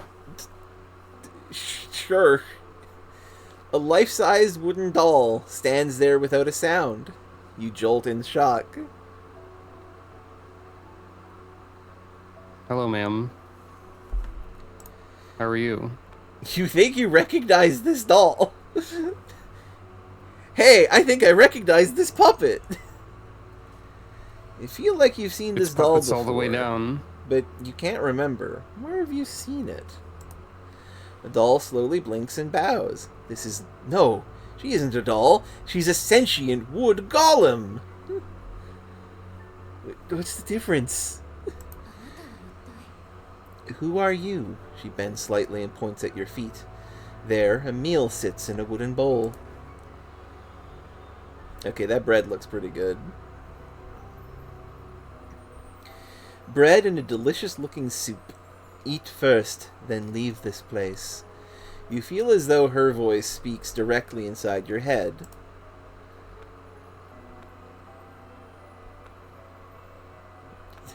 Sounds good. Let's eat food. Okay, let's eat first and then leave. She turns her back and walks away. Just as she says, you decide to eat while you think of a way to escape.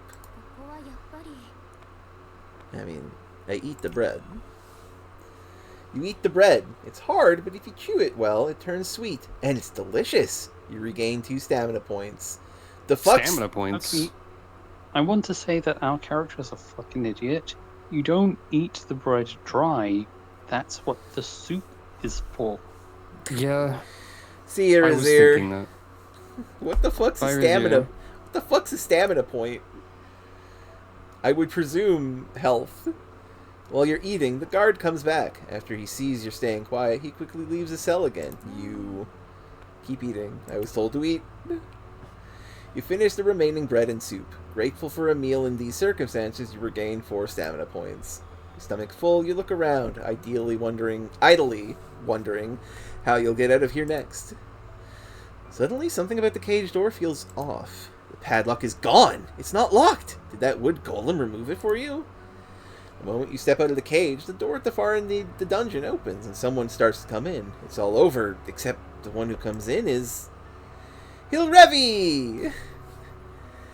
Pineri! You embrace, checking each other for injuries. Once Hilrevi sees you're safe, relief softens her face. Seeing it, you feel a little calmer too. Hilrevi says she followed the knights from the safe zone to the castle and saw the knights slaughtered, and you taken away. To think the knights were wiped out, Hilrevi says. She has been waiting for the right moment to come save you. You, ask about the princess. You ask about the princess. I've got a lead, says Hilrevi. And take these too. With that, Hilrevi hands you several magical items. Okay, so explosion, invisible, sleeping, and another ruby of destruction. I hope I get my stuff back, because then I would have 2 of these. Now, let's go! You follow Hilrevi out of the cell. When you leave the dungeon, there is... Hey, Havelock! Beside him is a man wearing a red cloak. Hello? Okay. Grim, master swordsman who rose the knight commander through repeated feats, now wanders after renouncing his inheritance. Sure fucking This looks thing. like the sort of guy whose father has been killed. He's going to tell them that he's Grim, you killed my father, prepare to die, and all that. I'm Grim. Good to meet you. It seems he was the one who rescued Havelock. Let's go! The princess should be at the end of this corridor, says Grim. To your left is a long corridor, and straight ahead is a single door. To your right is the passage leading to the cell where Havelock was held.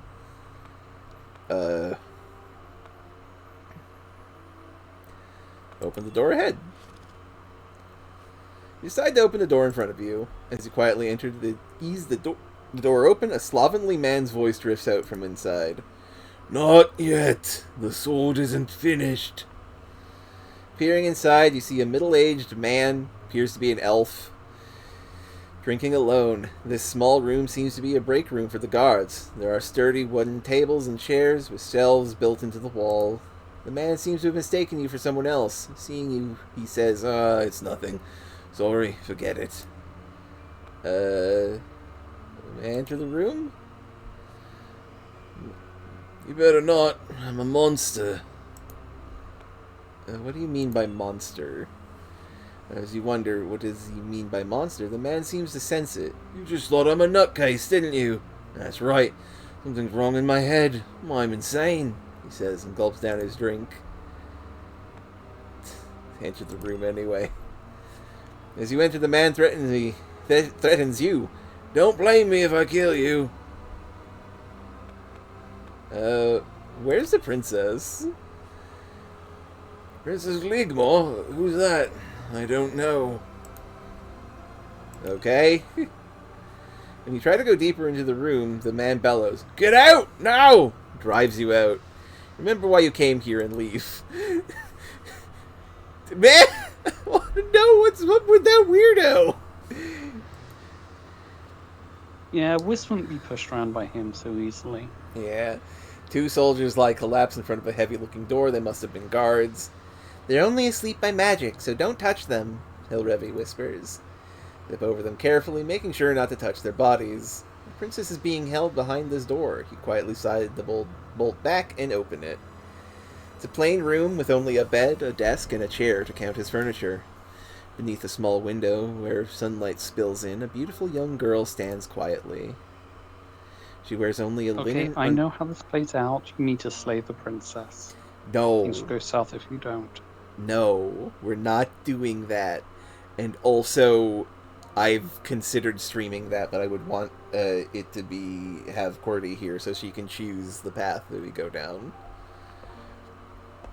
She wears only a linen undergarment, yet a dignity she cannot hide makes it certain she is Princess Ligmore. Your Highness, you're safe. Grim removes his hat and bows. Why, Grim, is that you? You also have gold eyes. The princess's face brightens like a flower in bloom. It's been so long. And you're Hilrevi of the Holm Abbey, aren't you? Hilrevi offers a respectful greeting. And who might that be? After you give your name, Havelock introduces himself. You explain that a great force came to rescue her, but only the 4 of you survived. That's not accurate, but alright. Technically only 2 of them survived. The other 2 are just outsiders. I see. How cruel. Shadow falls over the princess's beautiful face. Why are you only in your underclothes? Looking a little embarrassed, she explains that they tried to take her mother's keepsake pendant, and in a panic she refused, saying, "Even if you strip me, I won't hand it over." She's never imagined they would actually take her clothes instead. Without missing a beat, Hilrevi asks, "Do you happen to know where Abbess Holm is?" I have no idea what's happening right outside right now. That little mischief maker Cyrus hasn't come back. Cyrus, a tiny winged fairy, Princess Ligmore's friend. I cannot wait to see Cyrus.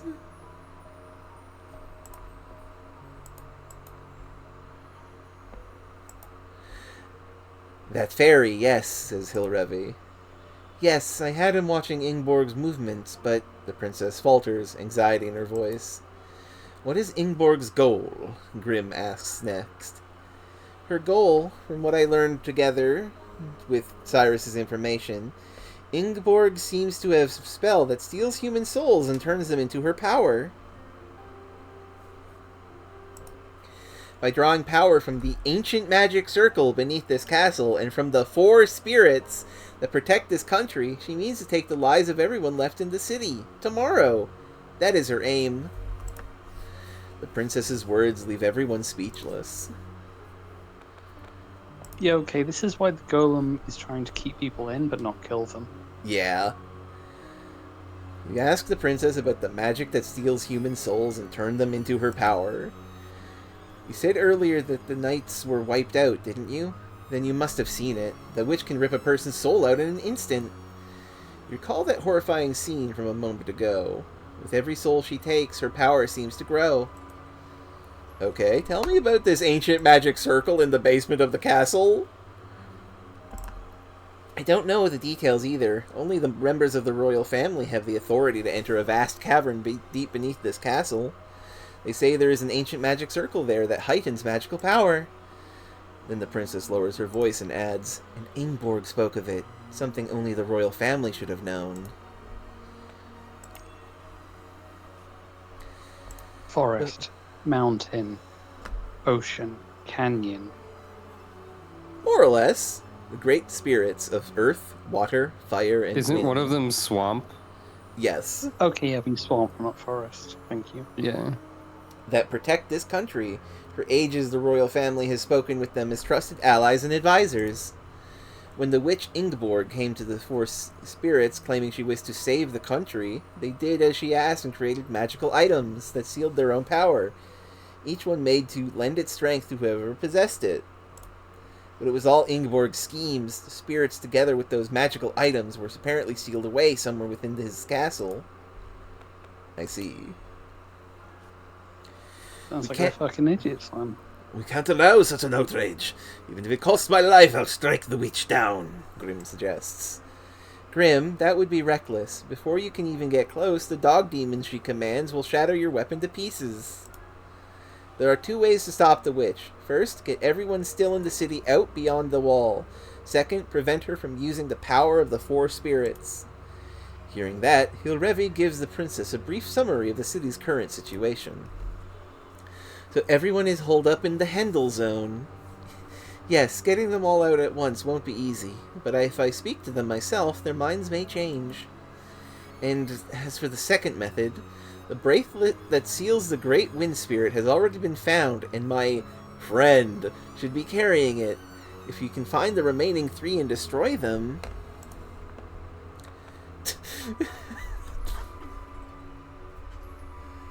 You have a bracelet? I do have a bracelet. But also, God, the fucking friend in triangle brackets. I admire the princess. Friend could be Cyrus, or it could be anyone else. It could be the doll for all we know. Yeah. You're impressed. The princess clearly has the makings of a leader. Let's return to the Hendel zone. We must get as many people out of the city as we can. And then we'll regroup, so we can bring down Ingeborg, the princess says firmly. I'll go find something for you to wear, says Hilrevi, but... No, we must hurry. Time is precious. Follow me. You'll be my escort, the princess says, tugging Havelock's strong arm close. Expression suddenly turns childlike. Nothing like a princess. She's trying to be considerate. You sense her thoughtfulness in that gesture. Perhaps she's trying to ease everyone's taut nerves. So much has happened in rapid succession that you haven't even had time to catch your breath. Must be her own clever way of softening the mood. Taking Havelock by the arm, the princess confers with Hilrevi about the escape route. Okay. This is a pretty funny image of the team just stanced up, ready to go. Yeah. Once the discussion settles, I want to all see this moves- redrawn as a JoJo Part 3 image.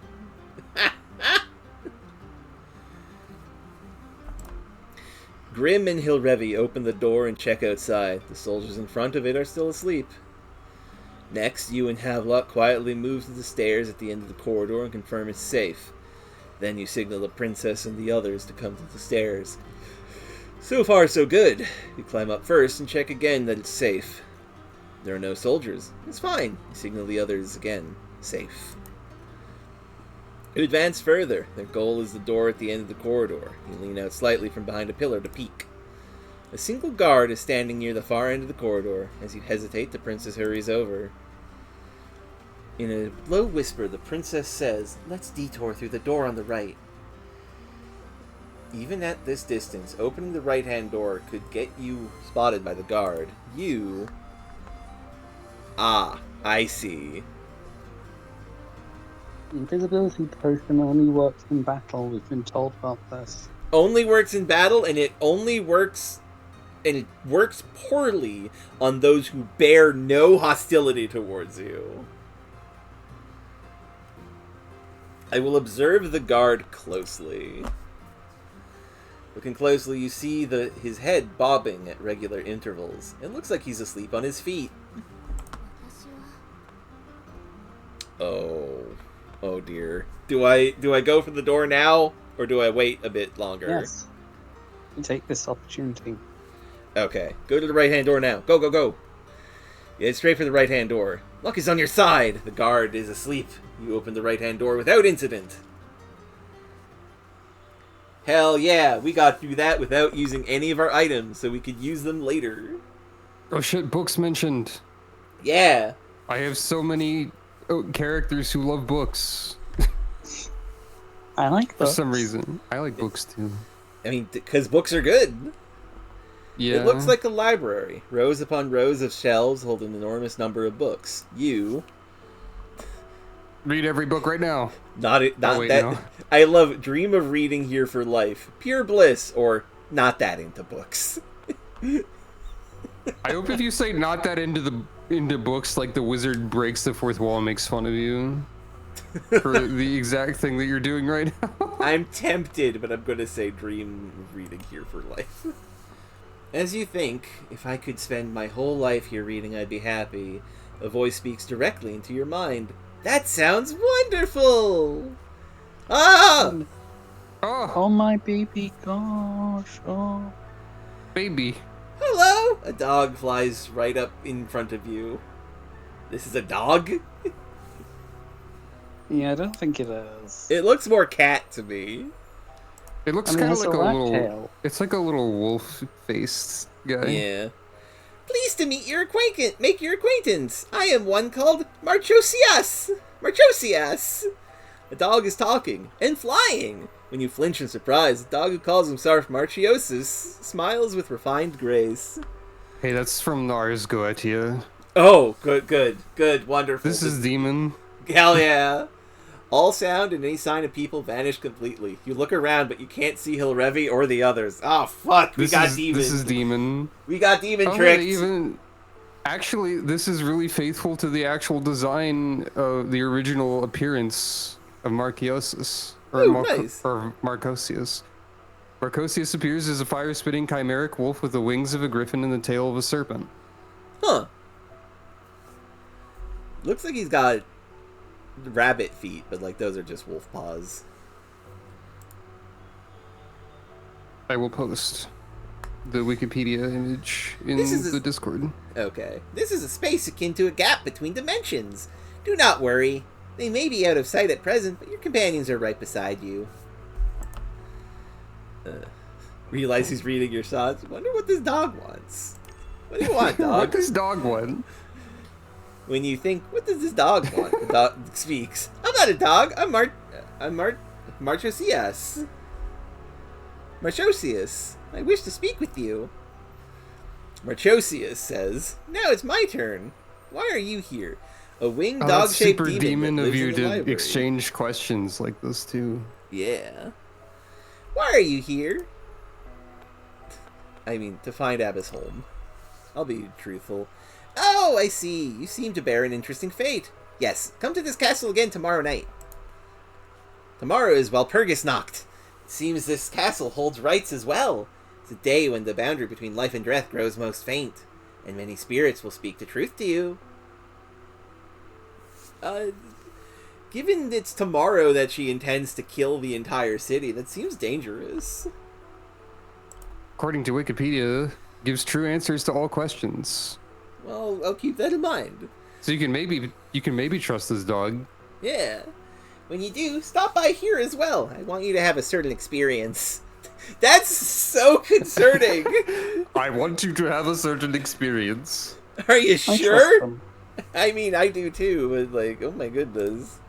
The I ritual think the it's witch very funny performs that tomorrow will Ars be a great... Goetia demon showed up while I was here. Hell yeah. The ritual the witch My performs brand. tomorrow will be a grave threat to you, after all. And take Love you, this, Robin. he says, Love you handing too, you a small Isa. hand mirror he carries in his mouth. You obtain a strange mirror whose surface shines with a dull gleam. Mirror of Truth! An item brought Well- from the Far East long ago said, those reflected in this mirror speak the truth.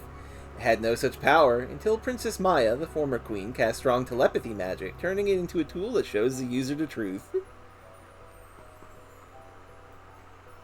Yay, it has no uses. Interesting. This is called the Mirror of Truth, a magical item that reveals the truth when you ask it. I'm sure it'll be useful.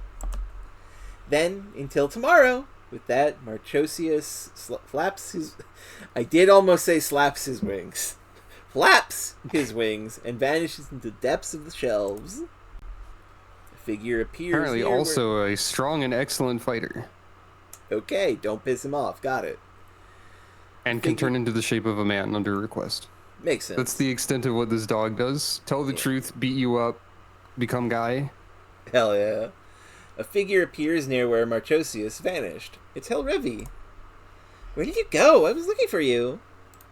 I was in the dog dimension. Yeah. Dog dimension. You know how it be. Look, magic users be like this. You wouldn't know Helrevi. Oh yeah, also probably breathes fire based on this depiction that I linked. Let's hurry, the princess urges everyone on. You cross the library and leave through the door at the back. You open the door without making a sound and slip inside. This place seems like a large storeroom. Clothes, jars, wooden crates, and tools are kept here. The belongings taken from you might be stored here as well. Interrobang? Someone is coming into the room through the door you're about to head for.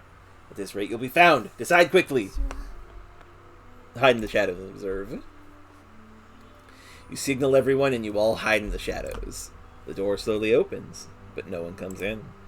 No, two men creep in on tiptoe. Oh, these fucking guys!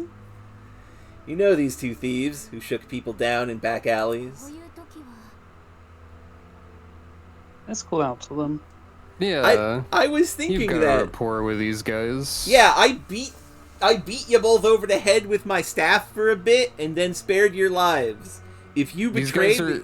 This art is framed like that image of that meme image of the two guys like pointing excitedly at something behind them. God, yeah. These guys are very excited for their vegan chicken. I'm happy for them. Same. Hey, you fucks. Oh, it's you, says the brown-hooded man. That's twice now, says the green-hooded man. What are you doing here? We're taking care of some business and making our escape, says the brown-hooded man. You guys look like you're on the run too, says the green-hooded man. The brown-hooded man laughs. What are you two doing here taking your sweet time? The green-hooded man laughs too. Quit dawdling and run! Heading on ahead. See ya! Watch yourself. Later! The two quickly pass through the door at the back and leave. Adorable. Yeah, they're chill. Yeah. They don't hate me. Search for your belongings. Search for your belongings. I want my stuff back. You search the storeroom for your belongings. But Hilrevi urges you. Let's hurry! Hilrevi, my other disintegration stone. Oh, if you search every last corner, you won't be able to escape. You can choose up to 2 places. Okay, let's see. I get the impression then that our items are divided among these 4 places. Yeah. I think the most important thing is the tools. I imagine that will have our stuff. No. Yeah, tools might have our equipment, like our stars and books. Yeah. So too might small boxes, and I think those are the priorities. Yeah. Clothing might have your armor. Yeah. And, I don't know if the shopkeeper meant anything specific when they were like, I really recommend the evasion scarf. Or if that was just a... Maybe buy them again. I think also we are coming back here tomorrow. Yeah. So anything that we leave behind, we may have another chance at.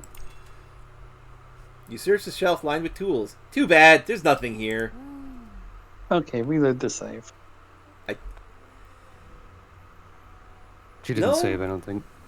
I mean, there was an autosave, but also, like, what if I just stick with it? What if I do as I do?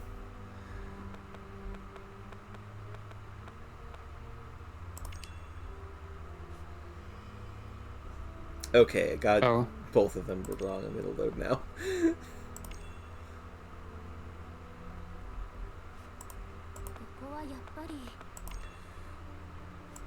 No, maybe they're just not anywhere.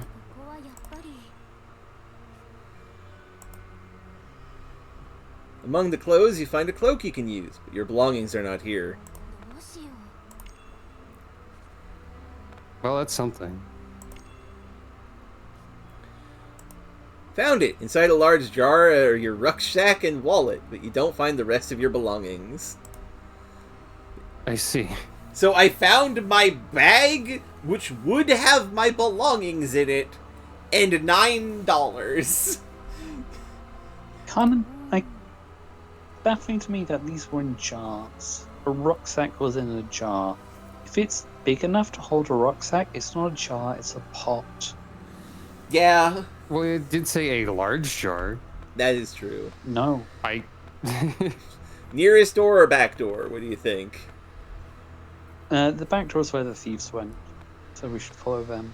No, shouldn't we anti-follow them? Why wouldn't we? Because they're going into the castle to rob They stuff? I thought that they they were were escaping. Oh, okay. Well, let's do that. This place seems to be a toilet.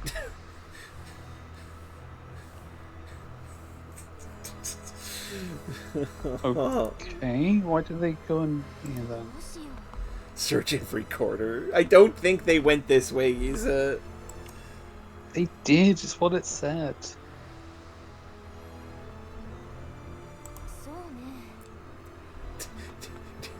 Pick up the coin. no, Are you we're sane? Fucking leaving. Yeah, no, fuck this. I'm not getting my hands dirty for a single gold doubloon. Yeah, we're not gonna be James Sunderland over here. Yeah. Open the nearest door. This place seems to be an armory. Weapons and armor are stacked everywhere. Now this one I'll search gladly. Let's go, hurry! There are many arms and armor on display, but few look like something you can handle. And you only take one item. Mop or throwing knife. I mean, mop is secret staff. No, it's not. It's gonna be a crappy blunt weapon, but it's gonna have more uses. Yeah. The floor cleaning mop. Cotton fibers with high absorbency are bundled on an ashwood handle cut at the new moon. Well worn and a little smelly.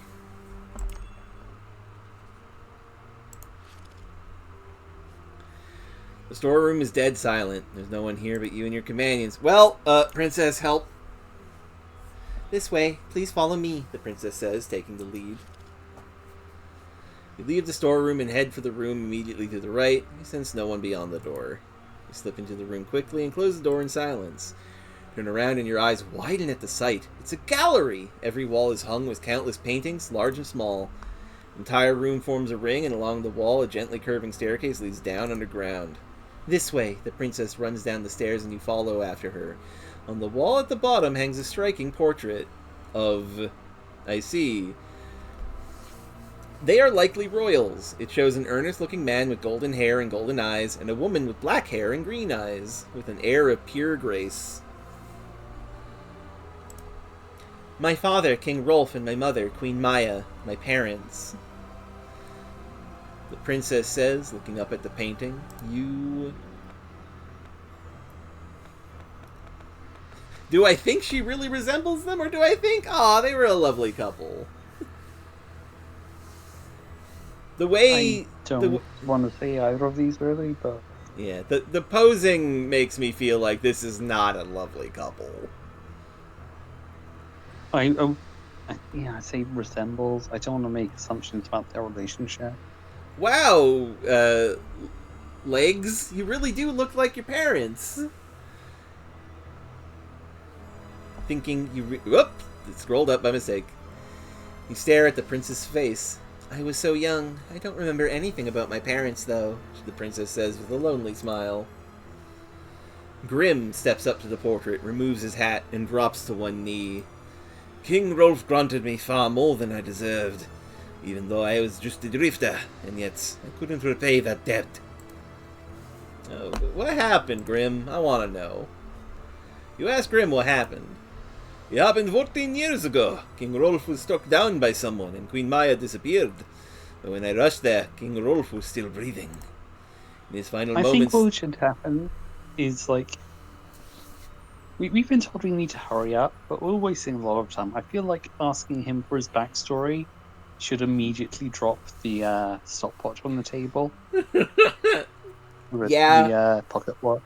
Probably. Also, we've only seen that thing once, right? Yeah. The king said this, find my son.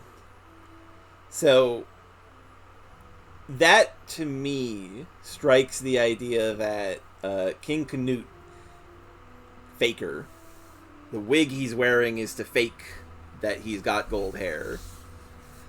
Mm-hmm. That day, along with the queen, Prince Canute also vanished. But the next day, word came from Lord Teorgi that the prince was found. But after that, because I failed to protect the king, I was no longer allowed to meet the prince. Years later, when I met Prince Canute again, for some reason he felt like a completely different person. As if he was a completely different person. From that day on, the king's words, find my son, never left my ears. I resigned as knight commander, and I've been searching for the prince ever since. It's Havelock. Oh, I suppose that would make sense. So that's how it is, the I was princess says thinking it coolly. might be that healer lady. I mean, it could be her as well, just disguised as a girl. I think it's No, the I thief. wasn't thinking disguise. I was thinking position. Oh, Gildy. I think it's the thief guy.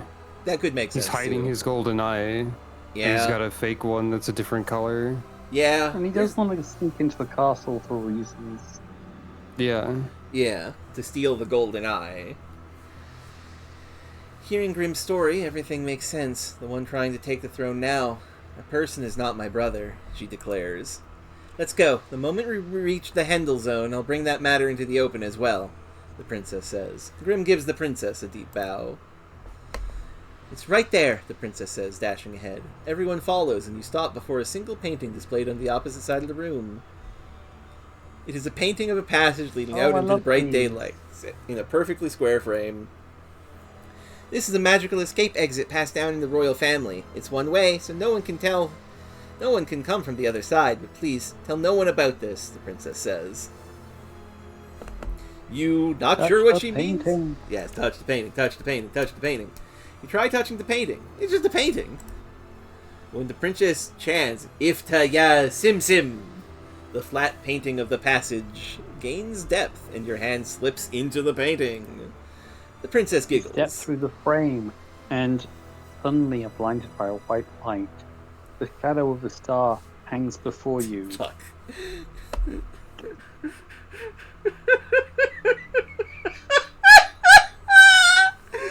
Ba ba ba ba ba ba.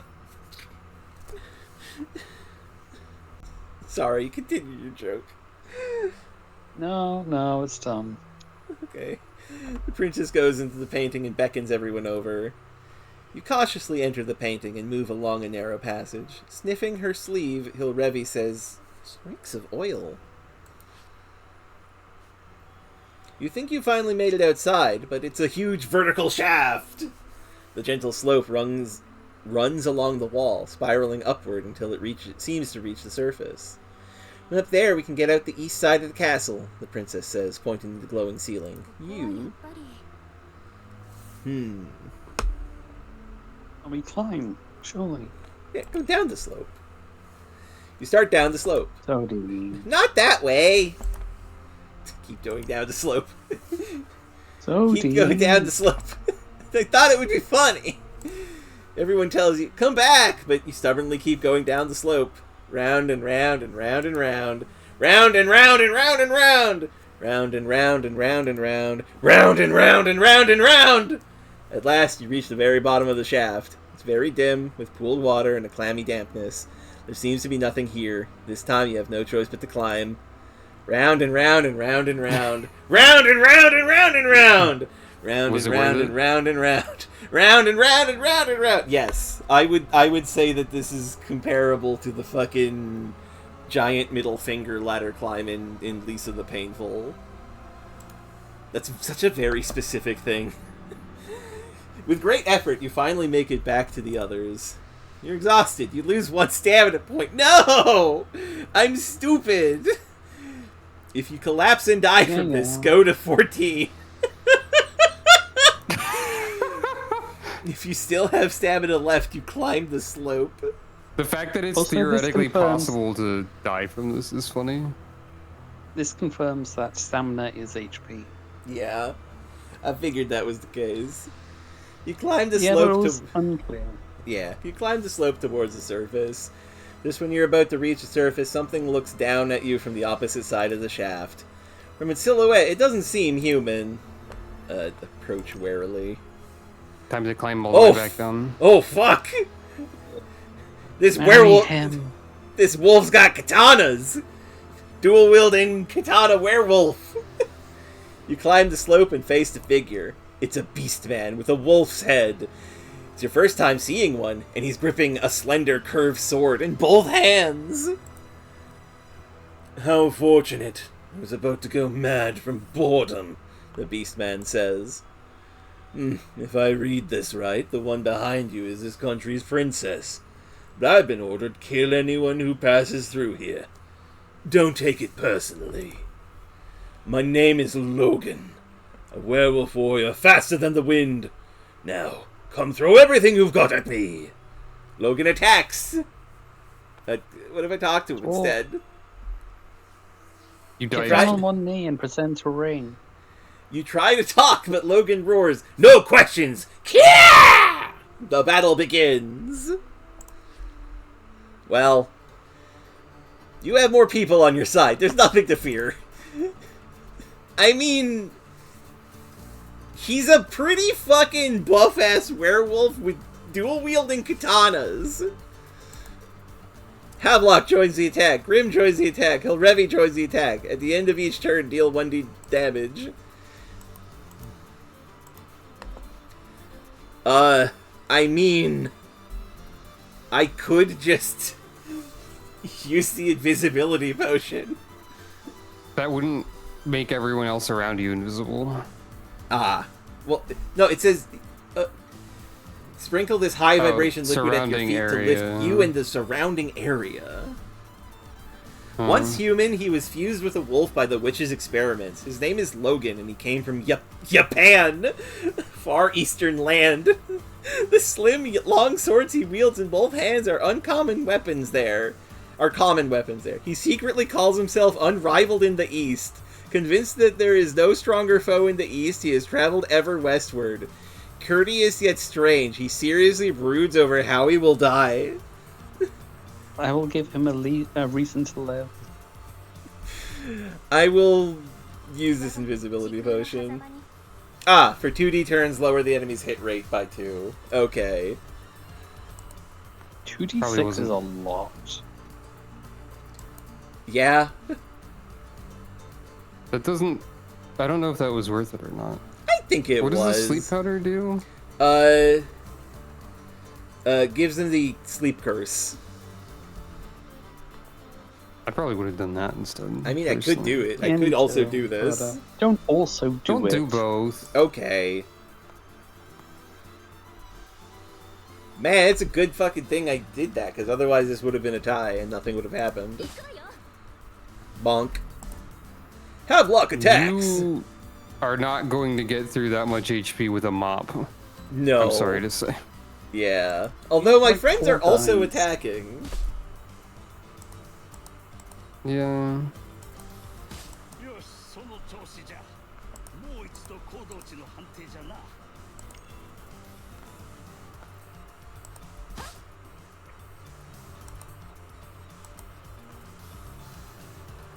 Wow, Havelock, you rolled 1 twice. Well, his equipment was taken. Yeah, that's true. You can't use the mirror, right? There's 0 uses. Yeah. Yeah. I'll...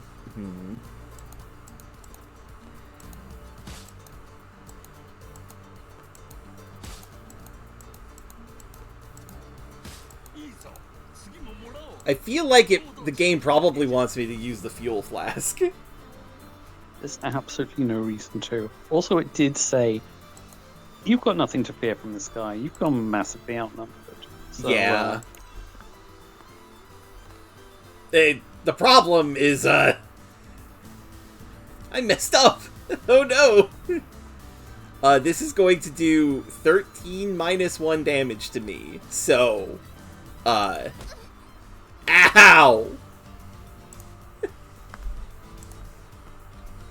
I can't take another hit of that, by the way. I will die. Yeah, well, we won't take another hit of it.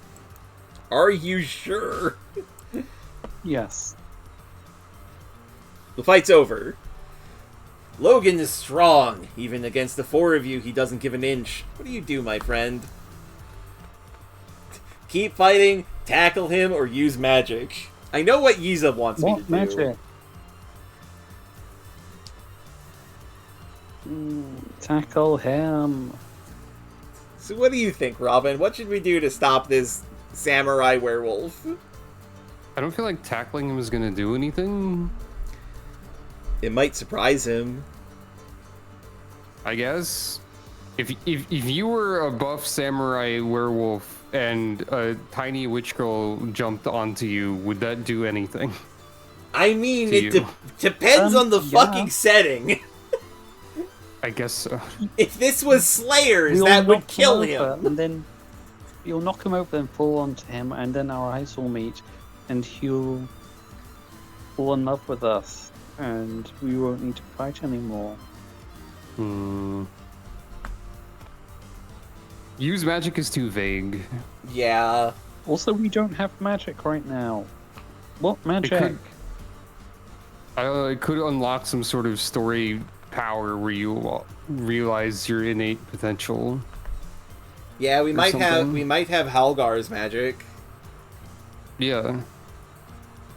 You might take your glasses off and shoot like a big beam out of your eyes. It's really vague. It's like picking sarcasm in Mass Effect or whatever. Yeah. I'm gonna tackle him.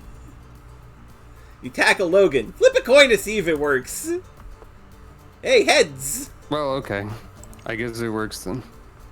You tackle Logan from out of view. Logan's body sails through the air, falling as if sucked into the shaft. Oh, that was a Wario tackle, not like a leap onto him. You just like shoulder charged him like the old man you used to solve puzzles in Wario Land. Hell yeah! I'm sorry, this owns. I love pushing enemies off of high cliffs. He's going to have the slope madness. Logan's scream Okay, echoes. now we walk all the way down the slope. Sploosh! You hear the poor wolf hit the water pool at the bottom of the shaft. That's Wait, worse. hold on. That kills Wait. him worse. Wait, hold on. Sploosh! Yeah! Kaboom! Coward! Fight me fair and square! Logan curses echo from far below. Okay, he's alive, don't worry, You're he's about to die. I was about to die. I had 9 health left. No if I... kidding. Okay. Yeah. Thank you, Okay, Samantha. no, Don't even if he owe killed 350-foot vertical drop. Sorry, what you Even said? if he killed you, he was massively outnumbered and outpowered. True. Before you can climb back up, you hurry to the surface. This is the east side of the castle. It's a high place, and you can see the whole city at a glance. The cold wind feels good on your flushed body. The sun begins to redden, and the kites are heading back to their roosts.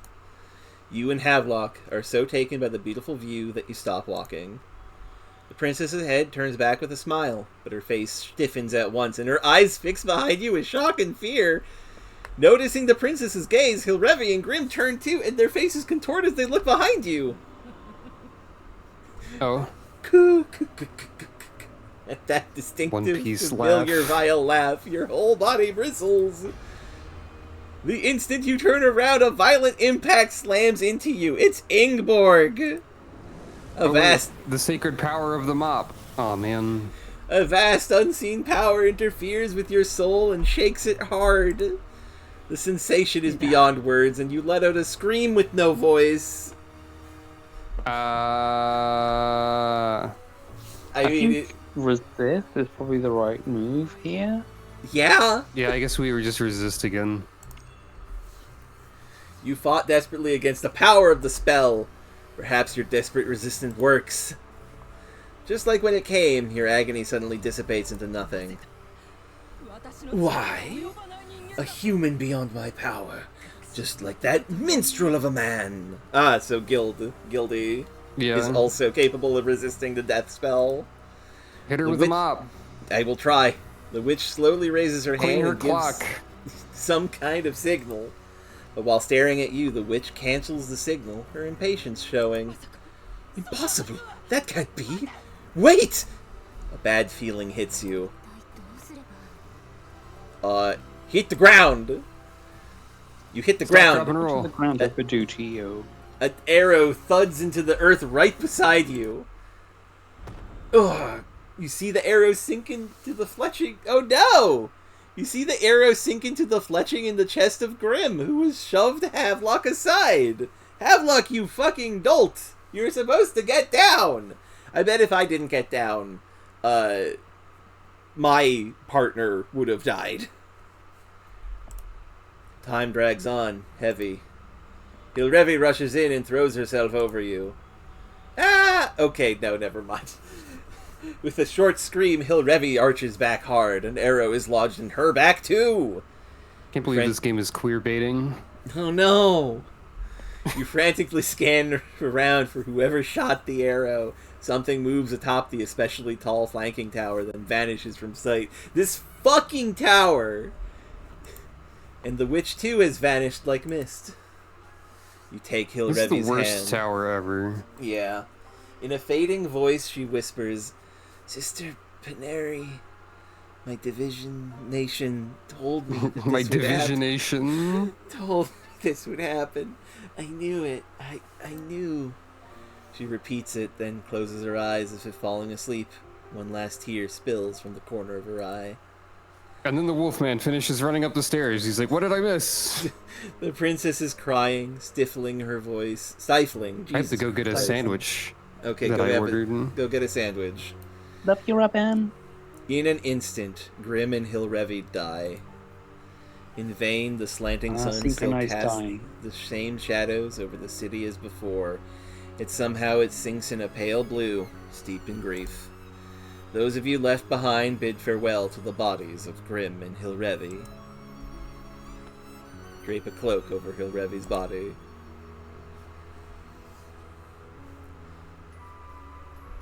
Okay, so getting hit did actually reduce the damage I took. And it did use up a use of the cloak. And now my cloak is gone because I gave it to Hilrevi. You drape a cloak over Hilrevi's body and say, You saved my life. Thank you. You can't let grief take you now. You have a mission you must fulfill in haste. With the setting horizon at the corner of your eye, you hurry on with only 3 shadows at your side. Strangely, on the way back to the Hendel Zone, there isn't a single undead in sight. Based on your actions and choices so far, you have gained 77 experience points and are now level 12.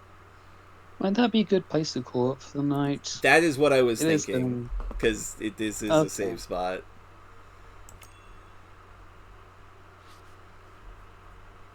Safe zone of the city, but we will do that later. Thank you everybody for watching.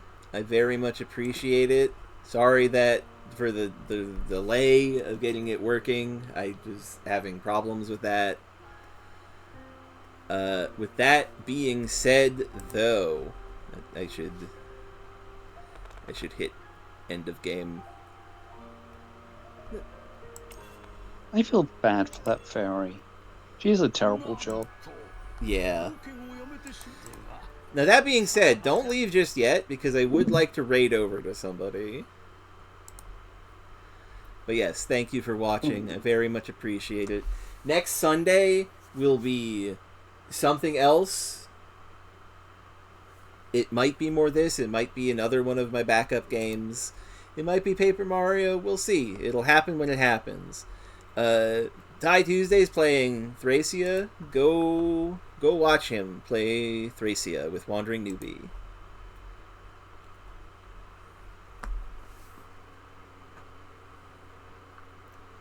But yes, thank you all very much for watching. I appreciate it. Take care, everybody. Okay, and I hit the buttons to stop.